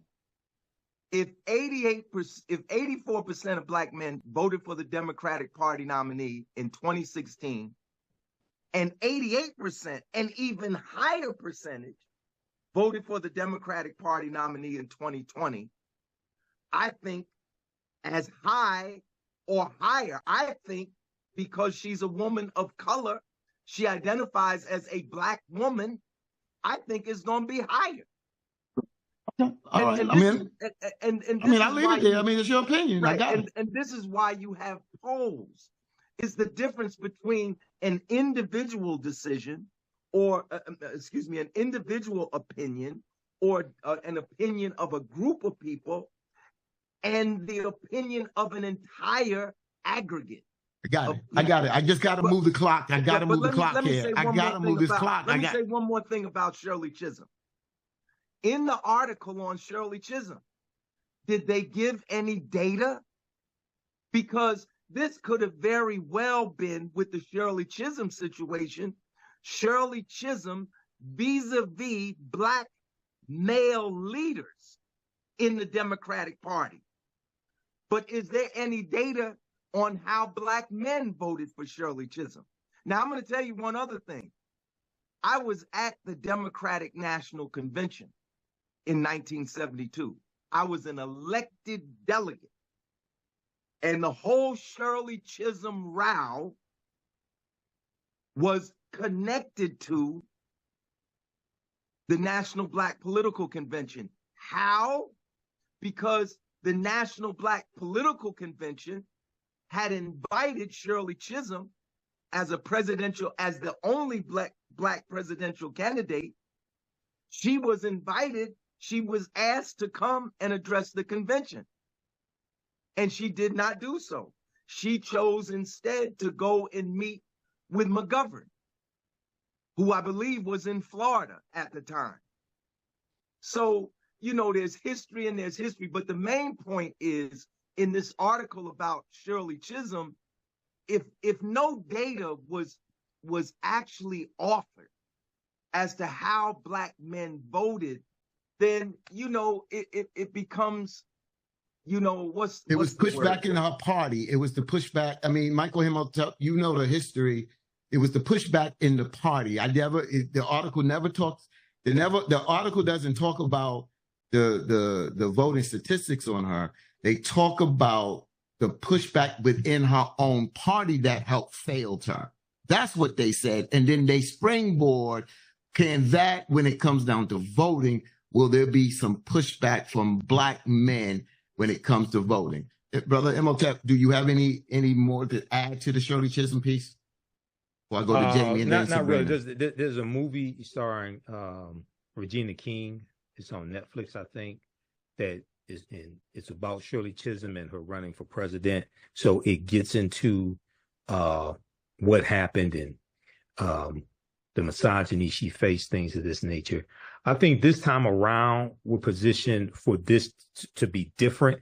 And in addition to the percentage of African-American men turning out, the total number that turn out is also important. Okay. So I think this year, so because in 2020, 16.9 million African Americans voted for Biden Harris. There were 30 million registered to vote.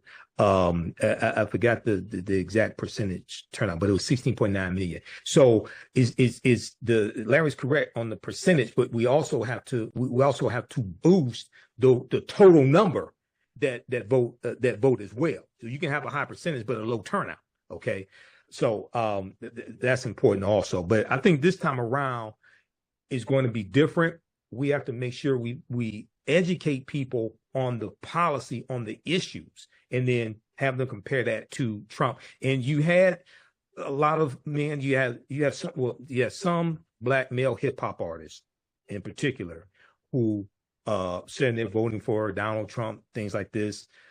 Some of them have criminal records. Some of them, when you listen to them, they really can't articulate good policy, or they'll say it's the stimulus checks, things like that. Well, that came from Congress. Article 1, Section 9, Clause 7 of the U.S. Constitution, power of the purse, the ability to tax and spend belongs to Congress. And it was Democrats who were advocating for larger stimulus checks, for better for better care packages, COVID packages. And then the last one, the $1.9 trillion American Rescue Plan that saved the economy, that brought us out of COVID. The reason why it passed the Senate was because Vice President Kamala Harris, the Black woman, was the tie-breaking vote. So I don't know how they can give Trump credit for a bill that he signed when Democrats made it better, but don't give Democrats and Vice President Kamala Harris credit for a bill that they wrote. Republicans didn't write the $1.9 trillion American Rescue Plan. Democrats got to take credit for what you did. And this is something I've been saying, because a lot of Americans can't name 5 things in the American Rescue Plan, because it was so close. It was at the beginning of the Biden-Harris administration. So they just lumped that into the other COVID packages. Yeah. That was all Democrats. Yeah. But Brother Imhotep, real quick, we also complain about the Democrats' messaging is horrible too. Their messaging is not the greatest out there. So that's that. I'm going to get Jamie in here. I think it's getting better now. Right now, and that's what I'm saying. Sometimes there can be a change and a shift that you never seen coming that can make things and go uphill and get better. And the things that we complained about, we can start to check off some of those boxes of those things that we address and get better at. And that's why we got to be more optimistic than pessimistic. That I see that pessimism there that just bothers me. But let me just say this, the PBS piece that I'm talking about is called Chisholm 72. And it's in 1968, Shirley Chisholm becomes the first Black woman elected to Congress. In 1972, she becomes the first Black woman to run for president, shunned by political establishment.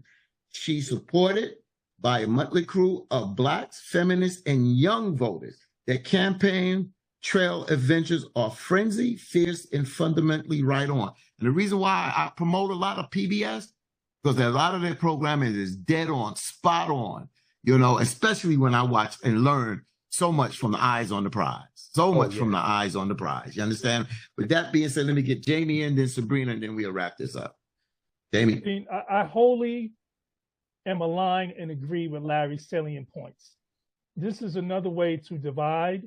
This is another way to weaponize, race and separate Black men from Black women, Black men from the support. And again, I'm a registered independent. The support of the candidate who has the collective interests of Black people. our best interests. It is irrelevant from a standpoint of what is taking place today, what took place in 1972. I think it's instructive from a historical perspective, but the zeitgeist is completely different. And we have to focus and laser in on the zeitgeist of today. As Imhotep pointed out, and he stated exactly what I was going to state, Larry was very clear and precise with his percentages, but it's about the turnout. Where Imhotep is in Detroit, in Milwaukee, in Philadelphia, the surrounding area, Black men were essentially blamed for Hillary Clinton's loss because of a lack of voter turnout amongst Black men in the 2016 election. That became the narrative, right? Although the percentages were high. Oh, well, 88% of Black men voted, but not enough for you turned out. Well, on this platform, we always talk about the importance of voter turnout. But when we essentially ascribe Hillary Clinton's loss to Black men in 3 states and in 3 urban areas, then that's a false narrative. And then Black men certainly are saying, well, we came out to vote. And so if you are not going to speak directly to us, and Kamala Harris has to do that, it can't be in generalities, it has to be in specifics, how the economic platform and how the platform in general will benefit Black men and why Black men certainly will support that platform, then yes, she may not get the number or the percentage of turnout that they're expecting or that they're hoping for. I don't think that to be the case. Black men are going to support Kamala Harris. People are seduced and swayed by celebrity, by public figures on social media, as Imhotep said, the disinformation. And listen, man, most people are going to look at what is affecting them. As Imhotep said on a radio show this morning, the kitchen table issues. And the Democrats can win on those kitchen table issues. We talked about student loan forgiveness. The collective student loan debt is 1.7 trillion. Donald Trump added 7.8 trillion to the federal deficit, to the national debt. Those are the points that need to be made and emphasized and repeated. And I think the mantra, right? And I think this essentially what has become the rallying cry, we will not go back, will resonate. I think that was brilliant because we will not go back. But let's not go back to 1972 either and talk about how Black men didn't support Shirley Chisholm. Larry was at the Gary Convention. Larry was a 1972 delegate at the Democratic Convention. He just gave you a firsthand account. A firsthand account. Black men will come out. Black men will come out in Detroit. Black men will come out in Milwaukee. Black men will come out in Philadelphia. But Kamala Harris and Walz have to speak directly to Black men. I appreciate that. And like I said, I just turned from a viewer said, this is a conversation, just like when Jennifer raised about would white women support a Black candidate, a Black female candidate. It's a conversation that needs to be had. It's not a conversation. Well, one thing we're not doing in this time is not running from it. I hear what you're saying, Jamie, and I'm not agreeing. Let me finish. This is important. What Larry talked about, and we have to give credence to what Larry said. Trump is an isolationist, and Trump has isolationist policies. But we can't dismiss those isolationist policies because geopolitically right now, the Democrats have to seize control of not just the narrative, not just the portrayal, but the actuality of what's taking place. We keep sending money to Ukraine, we keep sending money to Israel, yet we call for a ceasefire, right? Trump's isolationist policies appeal to a broad demographic, not just MAGAs, but it appeals to Black people, it appeals to Latinos, it appeals to white people because of the personal economic struggles that people are having. And people are saying, well, if you can send money to Ukraine, you can send money to Israel, but in our communities, we don't have access to capital. We don't have access to clean drinking water, right? We're looking at our crumbling infrastructure, even though Biden certainly passed the infrastructure bill that Trump talked about all 4 years and didn't pass. But the Democrats, and I agree with Michael, are getting better at messaging, but they have to be even better, right? And they can't speak and intellectualize it. Yeah. Speak in common terms. No, hold on, Patino, don't cut me off. I'm not, but yeah, but I thought you was coming back on this topic. You wanted another topic. I am, but okay. It's important because you talked about messaging. Speak in very common, clear, pointed terms. You know, when Sarah gets on TV, I'm watching them, you know, it's like a dissertation. Speak to people directly, clear, common language, which Trump does. He dumbs it down, but the Democrats have to understand. You can't intellectualize this too much. You have to speak to people's hearts, and it has to be visceral. Yeah, and I agree with you. I'm not going to say that. We wasn't getting that from Biden.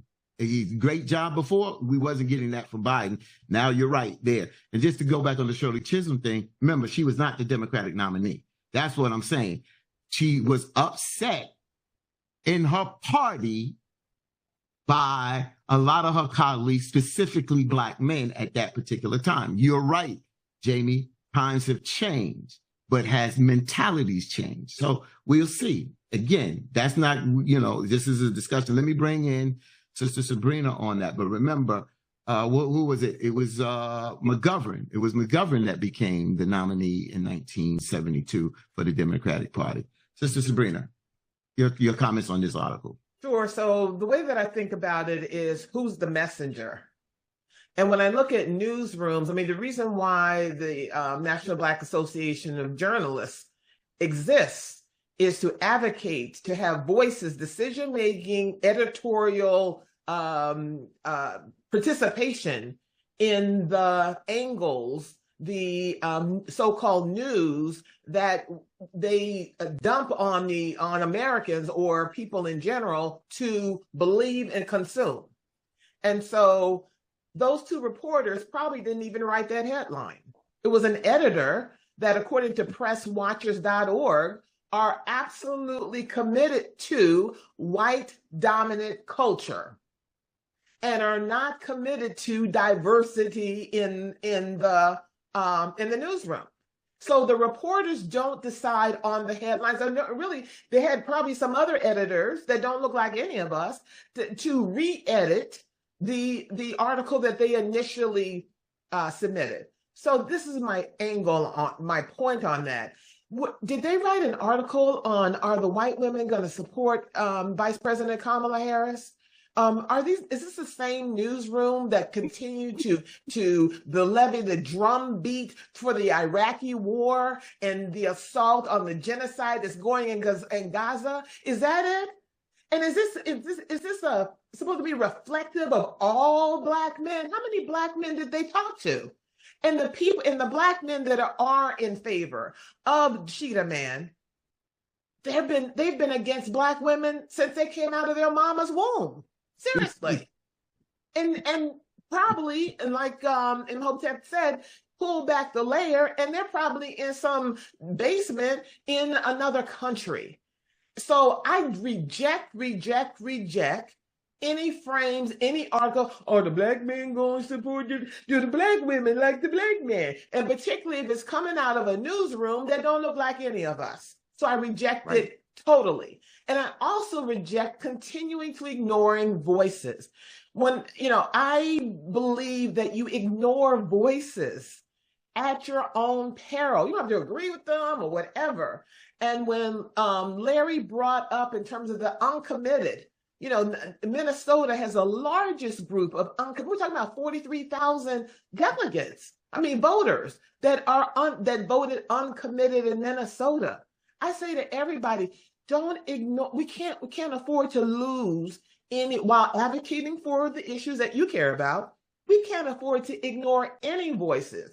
And when 70,000 votes. 70,000 votes was the difference between Hillary Clinton winning and and Trump winning. 70,000 votes in 3 states and 3 urban areas: Detroit, Milwaukee, Philadelphia, those surrounding areas. So 100,000 votes, as you pointed out and Larry pointed out, are critical. And we can't ignore that. We can't ignore that. And so when, I tried to digest very little of the 24-hour cable networks, because they say the same old thing all the time without getting into the voices in the section. The Black men like the Black women, and the Black women.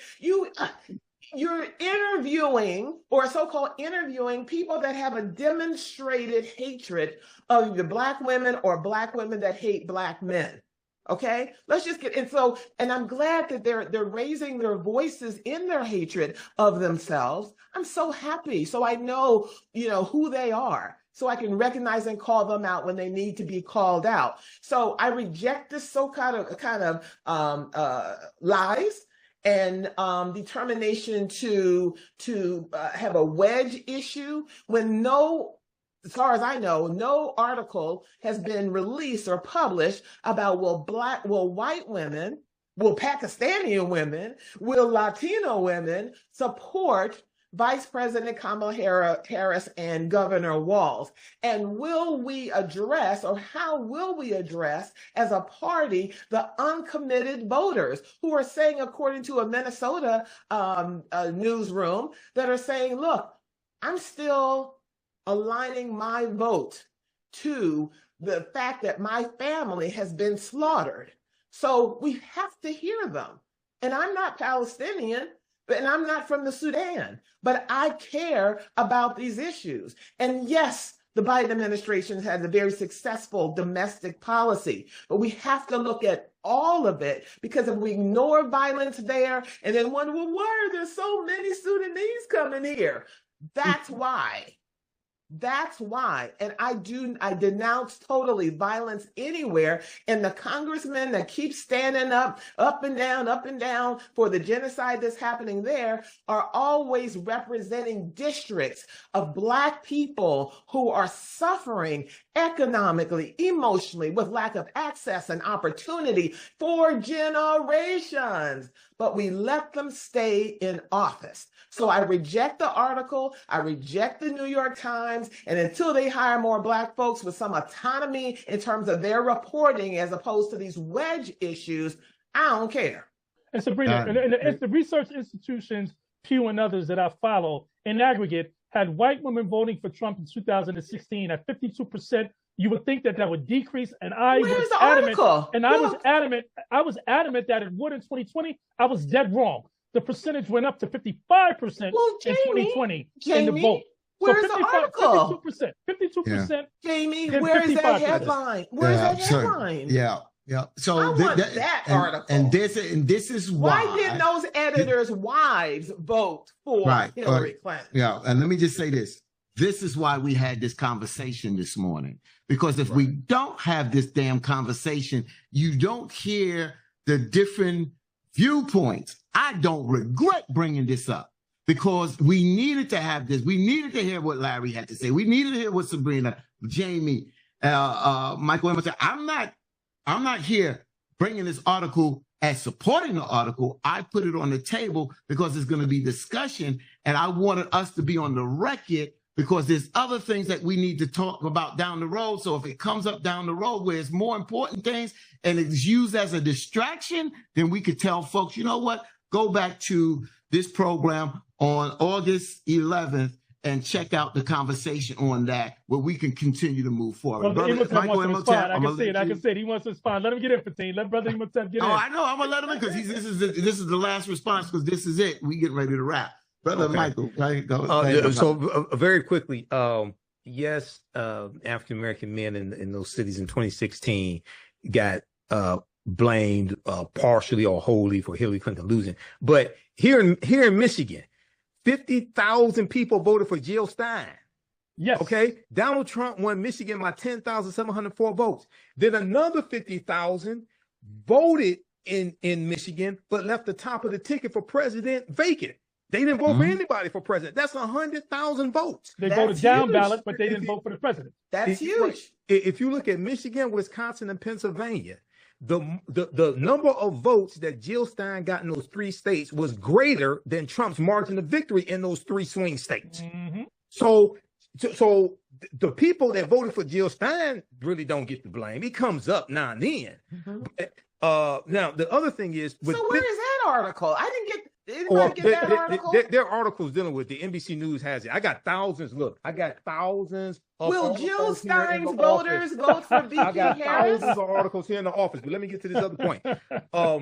This piece here from today from the New York Times is dealing partly with how African American men are rallying behind Vice President Kamala Harris to support her.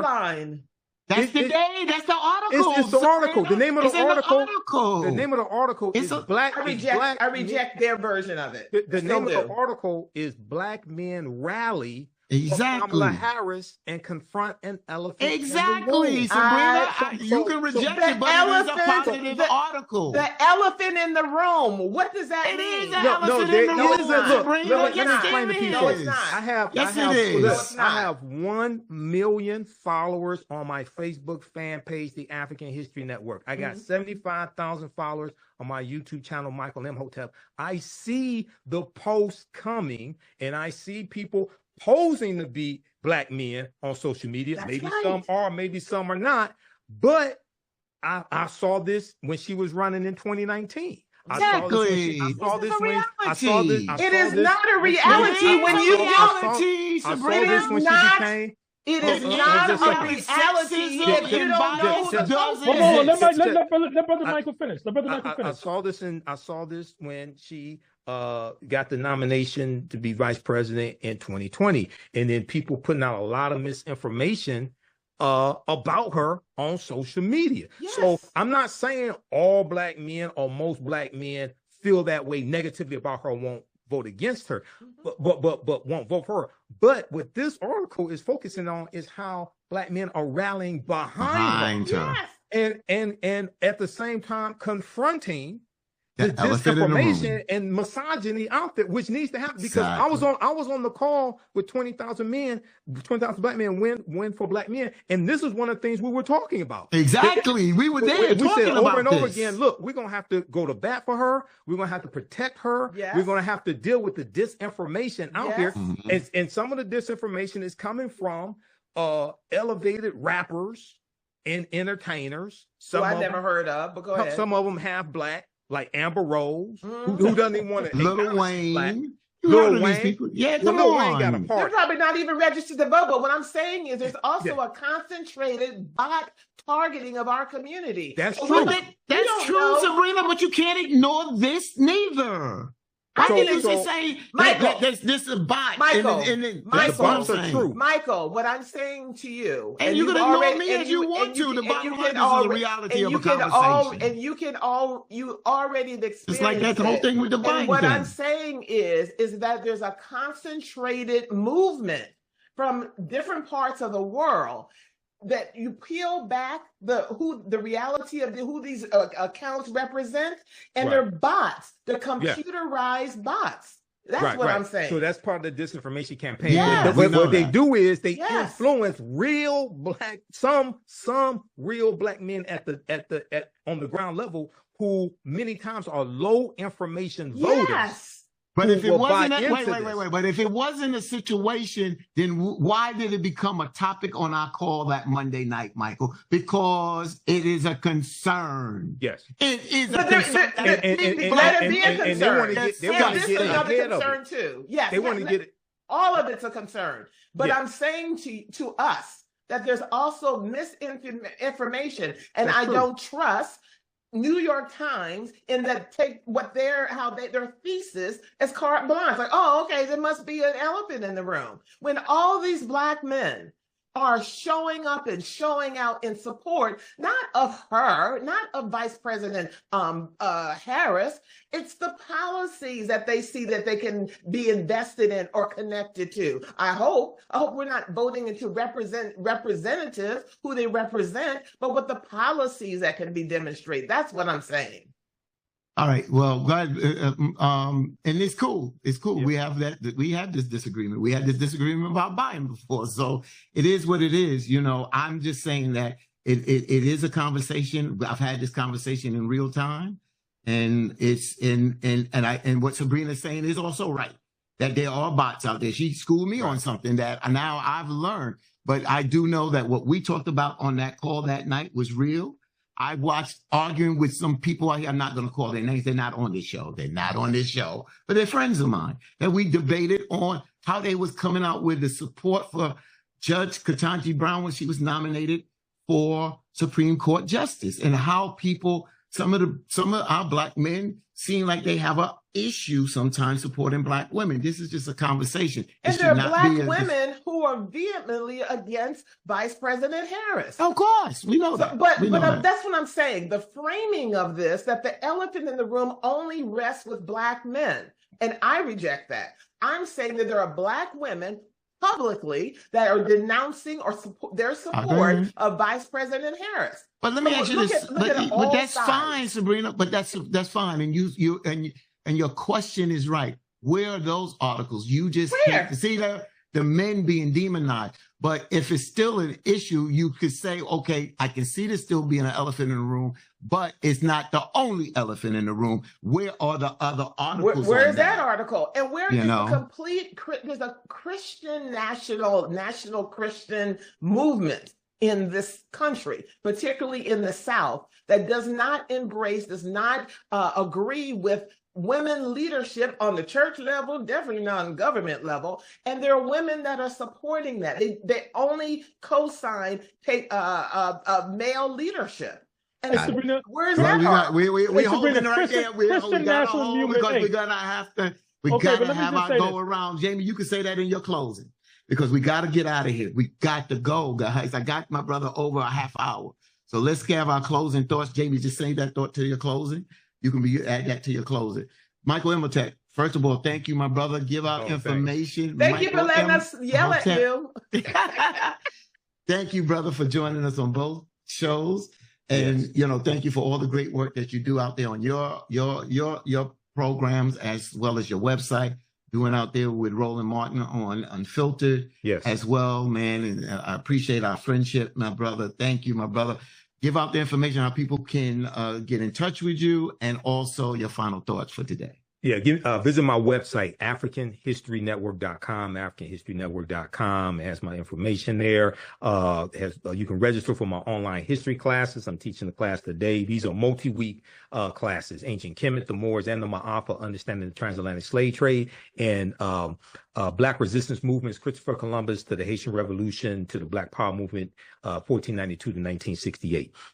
You can call me 313-462-0003, 313-462-0003.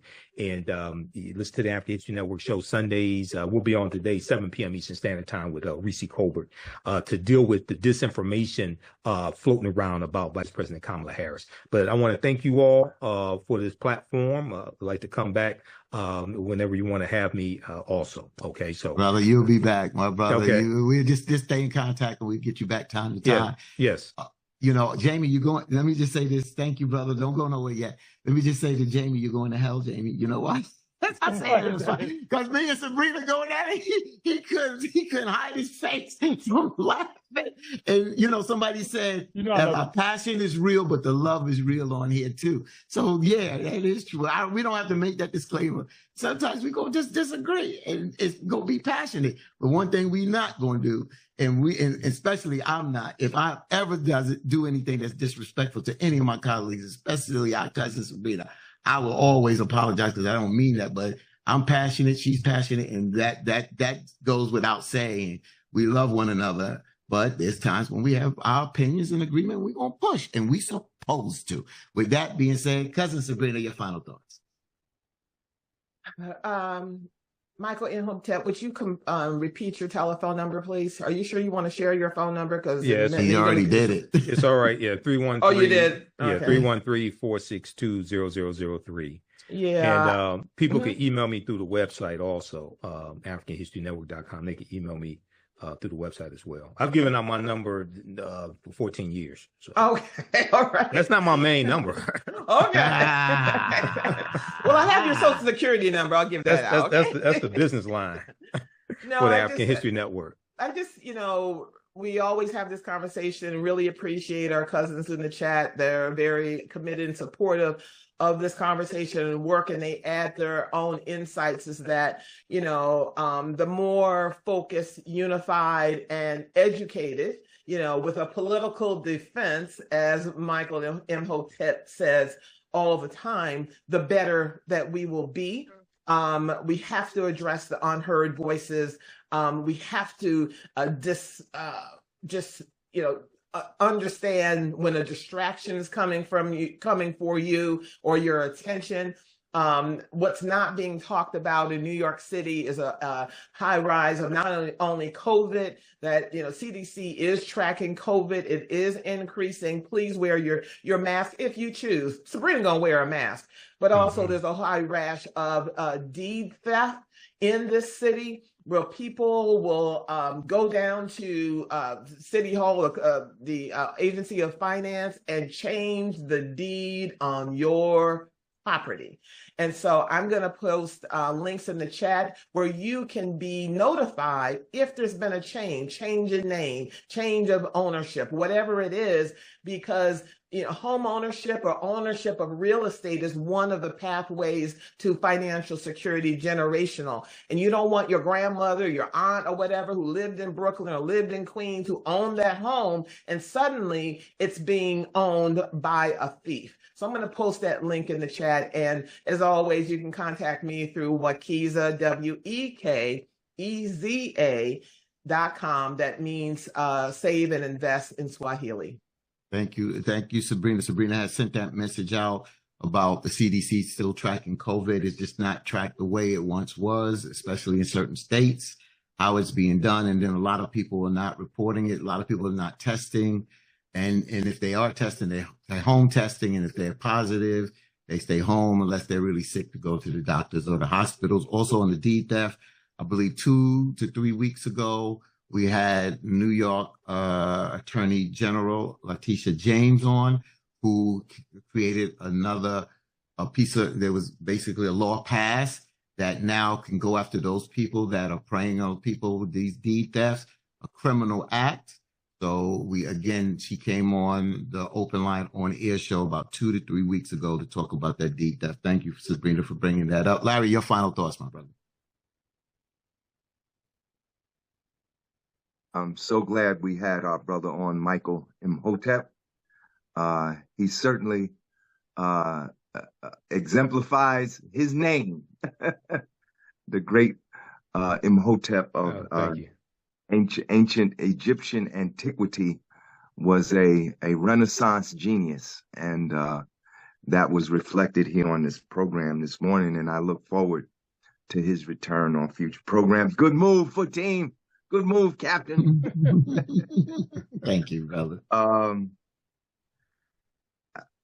A friend of mine told me this week that at St. James AME Church, where Reverend Slaughter is the pastor, they have a social action committee, and that Reverend Slaughter in church told the head of the social action committee that for every Sunday from now until the cutoff date, he wants a table set up by the door, and that voter registration will be done at that church every Sunday. I thought that was a good idea. I hope that people will try to replicate that effort, because as active as we know that many church people are, there's still a lot of folks that are unactive and not registered. And, a lot of people are registered, but the Republicans are trying to purge a lot of us from the roll. So even if you registered, check your registration, make sure your paperwork is right, so you don't have any disappointments when you go to the voting booth on November 5th. But I would urge other churches, if they haven't done so already, to do voter registration every Sunday on the way after, as people are leaving the church during service. The other thing is, there's some things I think the Biden administration should do, I think would help them win the election. We've been trying to get H.R. 40 passed for almost 40 years. I think the Biden administration, through executive order, should go ahead and just set up a reparations commission through executive order, because that's what H.R. 40 would do. It's set up a commission to make recommendations to Congress on how reparations should be made to African Americans that are the descendants of those that were enslaved in this country. I think Biden should go ahead, if he was to go ahead and appoint a reparations commission, I think that would help him get more black votes. With regard to the murder of Sonia Massey by Officer Grayson, who trying to get out of jail. He was denied pre-trial release this week. I think the president should set up a national commission on police brutality, do the same thing, make recommendation on remedies to eliminate police brutality in the United States. Because since the murder of Michael Brown, the number of police shooting deaths has increased every year, each year with more deaths than the previous year. Up to this year, last year, 1,332 people killed by the police in this country. And lastly, I think if the Biden administration made a phone call the way President Reagan did to the prime minister, I think Reagan made his phone call to Menachem Begin and said, if you continue along this path, we're going to cut off aid. And Menachem Begin ended that aggression against the Palestinians at that time. I think President Biden should bring down the hammer and say this has to end because you're getting ready to drag the whole world into a conflagration. If he did these three things, I think that he would definitely nail down victory in November. Thank you, Brother Larry. Let me just thank our producer, Knowledge Born. Thank our special guest, Michael Imhotep. Thank our cousins in the chat, and especially our team members that are here, Jamie Harris, Larry Ham, cousin Sabrina Lamb, and Bobby Childs, who is off today.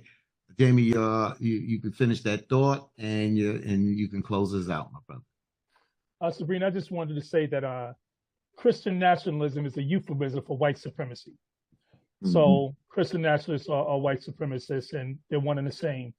I want to say justice for Breonna Taylor, justice for Sonia Massey, justice for the Spivey family, justice for all of those who, Larry, for decades, you have been fighting for on the front lines, sweating, toiling, putting in days and hours and years of work and protests, meeting with elected officials, meeting with families. It doesn't matter whether you are of African descent, whether you are of European descent, Asian descent, Latino descent, the innocent and flagrant and tragic murders of people by officers charged to protect and serve has to end, and they have to be held accountable. As I said, there are over 700,000 law enforcement officers in this country. An overwhelming majority go out every day and try to do their job with probity. But then you have the Graysons and the Derek Chauvins and others, and they have to be brought to justice. Fatin, it's going to be very interesting, the Democratic Convention. Momentum, it is palpable, but there's still so many days left. There are going to be debates. There are going to be issues that will arise. There could be, as Eitan Edwards has predicted, a terrorist attack here in this country, or one that is targeted at Americans that could impact the election. And so there's so many variables and so many factors and so many unknowns. But we have to continue to do what we do, getting the message out. Brother Michael, I am honored. I follow you and I followed you as well to have you on today. Hopefully you'll come back with us. You have educated us. And to our family, our viewers, who aren't our viewers, they're our family members, you continue to inform and educate us as much as we hope that we inform and educate you. And Brother Michael, when you are giving your lessons on Christopher Columbus and colonialism, please note that beginning in the late 15th century, going into the early 16th century, the colonialists led by Christopher Columbus murdered and eradicated 90% of the indigenous population in the Western Hemisphere. Think about that. 90% of the indigenous people were killed by colonialists led by Christopher Columbus. And on that note, and let me congratulate the women's basketball team. We were on today. I DVR'd it, so I'll watch it after we get off. They won by 1 point. They beat France by only 1 point to win their 8th consecutive gold medal and 61st straight game, and this was the toughest of them all. So respect to France, men and women. Y'all brought it, but the United States prevailed. And so what a great Olympics. You know, it was truly, you know, I wish I was in Paris, but for those that were there, I'm sure they enjoyed it. A remarkable Olympics. And, you know, kudos to the city of Paris and all those who helped organize and lead and run the 2024 Summer Olympics. And lastly, Brother Michael, you are in Detroit. I want to say, my dear brother Rob Parker, we talk about entrepreneurship. We talk about Black economic empowerment.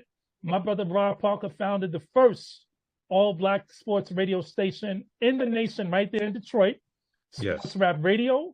Rob, who has been my dear friend and brother for decades, you know, remarkable job. But you will be hearing Bobby Charles and me on Sports Rap Radio soon. Okay. We will be doing shows on Sports Rap Radio, so we will certainly reach out to you, Michael, so you can listen to us. Okay. And so, again, man, very, very near and dear, Detroit, to me, and keep doing what you do. And with that being said, thank you. In the words of the immortal Bob Slade, get your mind right and keep a good thought. Thanks for tuning in. All right, take care. All right, thank you, Brother Michael. Thank you, team, Jamie, Sabrina, Larry, and our cousins. Have a great Sunday, okay? Peace. All right, peace. To visit our website, AfricanHistoryNetwork.com, AfricanHistoryNetwork.com. Register for the online history classes that I teach on Saturdays and Sundays. Register for the online history classes that I teach on Saturdays and Sundays. Sundays is Black resistance movements from Christopher Columbus to the Haitian Revolution and the Black Power movement, 1492 to 1968. This is a 10-week online course. And we go through and look at history leading up to the Civil War. We look at hundreds of years of history, and we look at what happens to us after slavery ends. And we look at the Jim Crow era, Reconstruction, Civil Rights Movement, Black Power movement, Great Migration, and look at history, look at the laws and policies put in place that brought us to where we are today to understand where we need to go from here. Okay. And then the first class that I teach, and I teach this one on Saturdays, is Ancient Kemet, the Moors, and the Ma'afa, understanding the transatlantic slave trade, what they didn't teach you in school. Now, this class we deal with thousands of years of history and what leads up to the transatlantic slave trade taking place. This is a 12-week online course. For both of these classes, we do the sessions live. All the classes are archived and recorded. You can go back and watch it anytime. I have my class lesson plan here. So it walks you through each the topics for each class. You can each class session. You can download the class lesson plan here also. Okay. So the classes are on sale right now, $80, regularly $130. We have a bundle pack where you get both courses for $120. As soon as you register, you can start watching the content now. Okay. As soon as you register, you can start watching the content now. You don't have to be present in class. You can just watch it at your own pace. And even after the course is over with, you can go back and you'll still have full access. You can watch it anytime. The content is PG-13, so you can use this with your children. It's not, I don't do a lot of cursing or anything like that. It's not overly vulgar. It's very visual. There are 80 to 100 articles that we go through and look at. There are over 200 slides in my class. There are 15 book references as well. And usually I show you the books on the screen, the book references on the screen.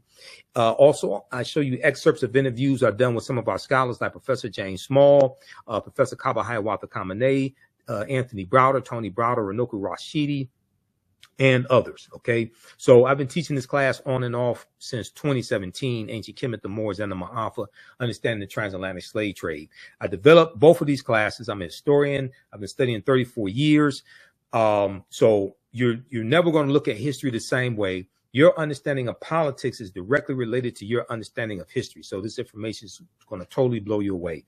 You can support us also through, so registering for the classes, that supports us, that helps us to financially support us, to help us keep doing the research, stay on the air, keep broadcasting, pay the bills, etc. You can also support us through Cash App and PayPal, because all this stuff does not happen for free. You can support us through Cash App or PayPal, $, the AHN show through Cash App, $, the AHN show through Cash App. And that's our official Cash App account. Now, these are some fake African History Network Cash App accounts. I've identified 5 of them out here. They've been stealing money from us. I'm still trying to get them shut down. When you click on this link here, it takes you to our QR code for the African History Network as well for Cash App. Okay. And then here's our PayPal link right above that. You can click on that also. So if you want to support us, $5, $10, $15, $25, $50, $100 or more, that definitely helps. Okay. Because it takes a lot to do the type of research that I do and pay for all of these services. Listen to the African History Network show Sundays, 9 p.m. to 11 p.m. Eastern Standard Time, normally 9 p.m. to 11 p.m. Eastern Standard Time. We did it today earlier. We'll do a rebroadcast at 9 p.m. today. I did 4 hours of radio and Facebook Live with WBLS today, Brother Fatim Muhammad, Open Lines. We did that 8 a.m. to 1 p.m. Eastern Standard Time today, okay? 8 a.m. to 1 p.m. Eastern Standard Time. The Facebook Live is on our Facebook fan page, The African History Network. So I shared it there. And we talked about the election, Kamala Harris versus Trump. We got into a deep discussion about politics and history, things of that nature. So go check that out also. All right. Follow us on our Facebook fan page, The African History Network, The African History Network, and my personal page, Michael Imhotep. You can like our posts, share them, post your comments as well as on our videos, and subscribe to my YouTube channel, Michael Imhotep, IMHOTEP, on YouTube. Okay. And subscribe there, like our posts, comment as well. All right. Look, we have to get out of here. Remember, at the African History Network, we focus on educating, empowering, and inspiring people of African descent throughout the diaspora and around the world, because right now it's corrects wrong behavior. Watch me Fridays, 6 p.m. to 8 p.m. Eastern Standard Time on Roland Martin Unfiltered. Hopefully he'll stop interrupting me. And hopefully on his Win with Black Men call, he'll get some Sigmas on there. I've been telling Roland, you got to get some Sigmas on there. Okay, Blue Fire Go Mob. Right now it's corrects wrong behavior. It's not over till we win Wakanda forever. We'll talk to you next time. Peace.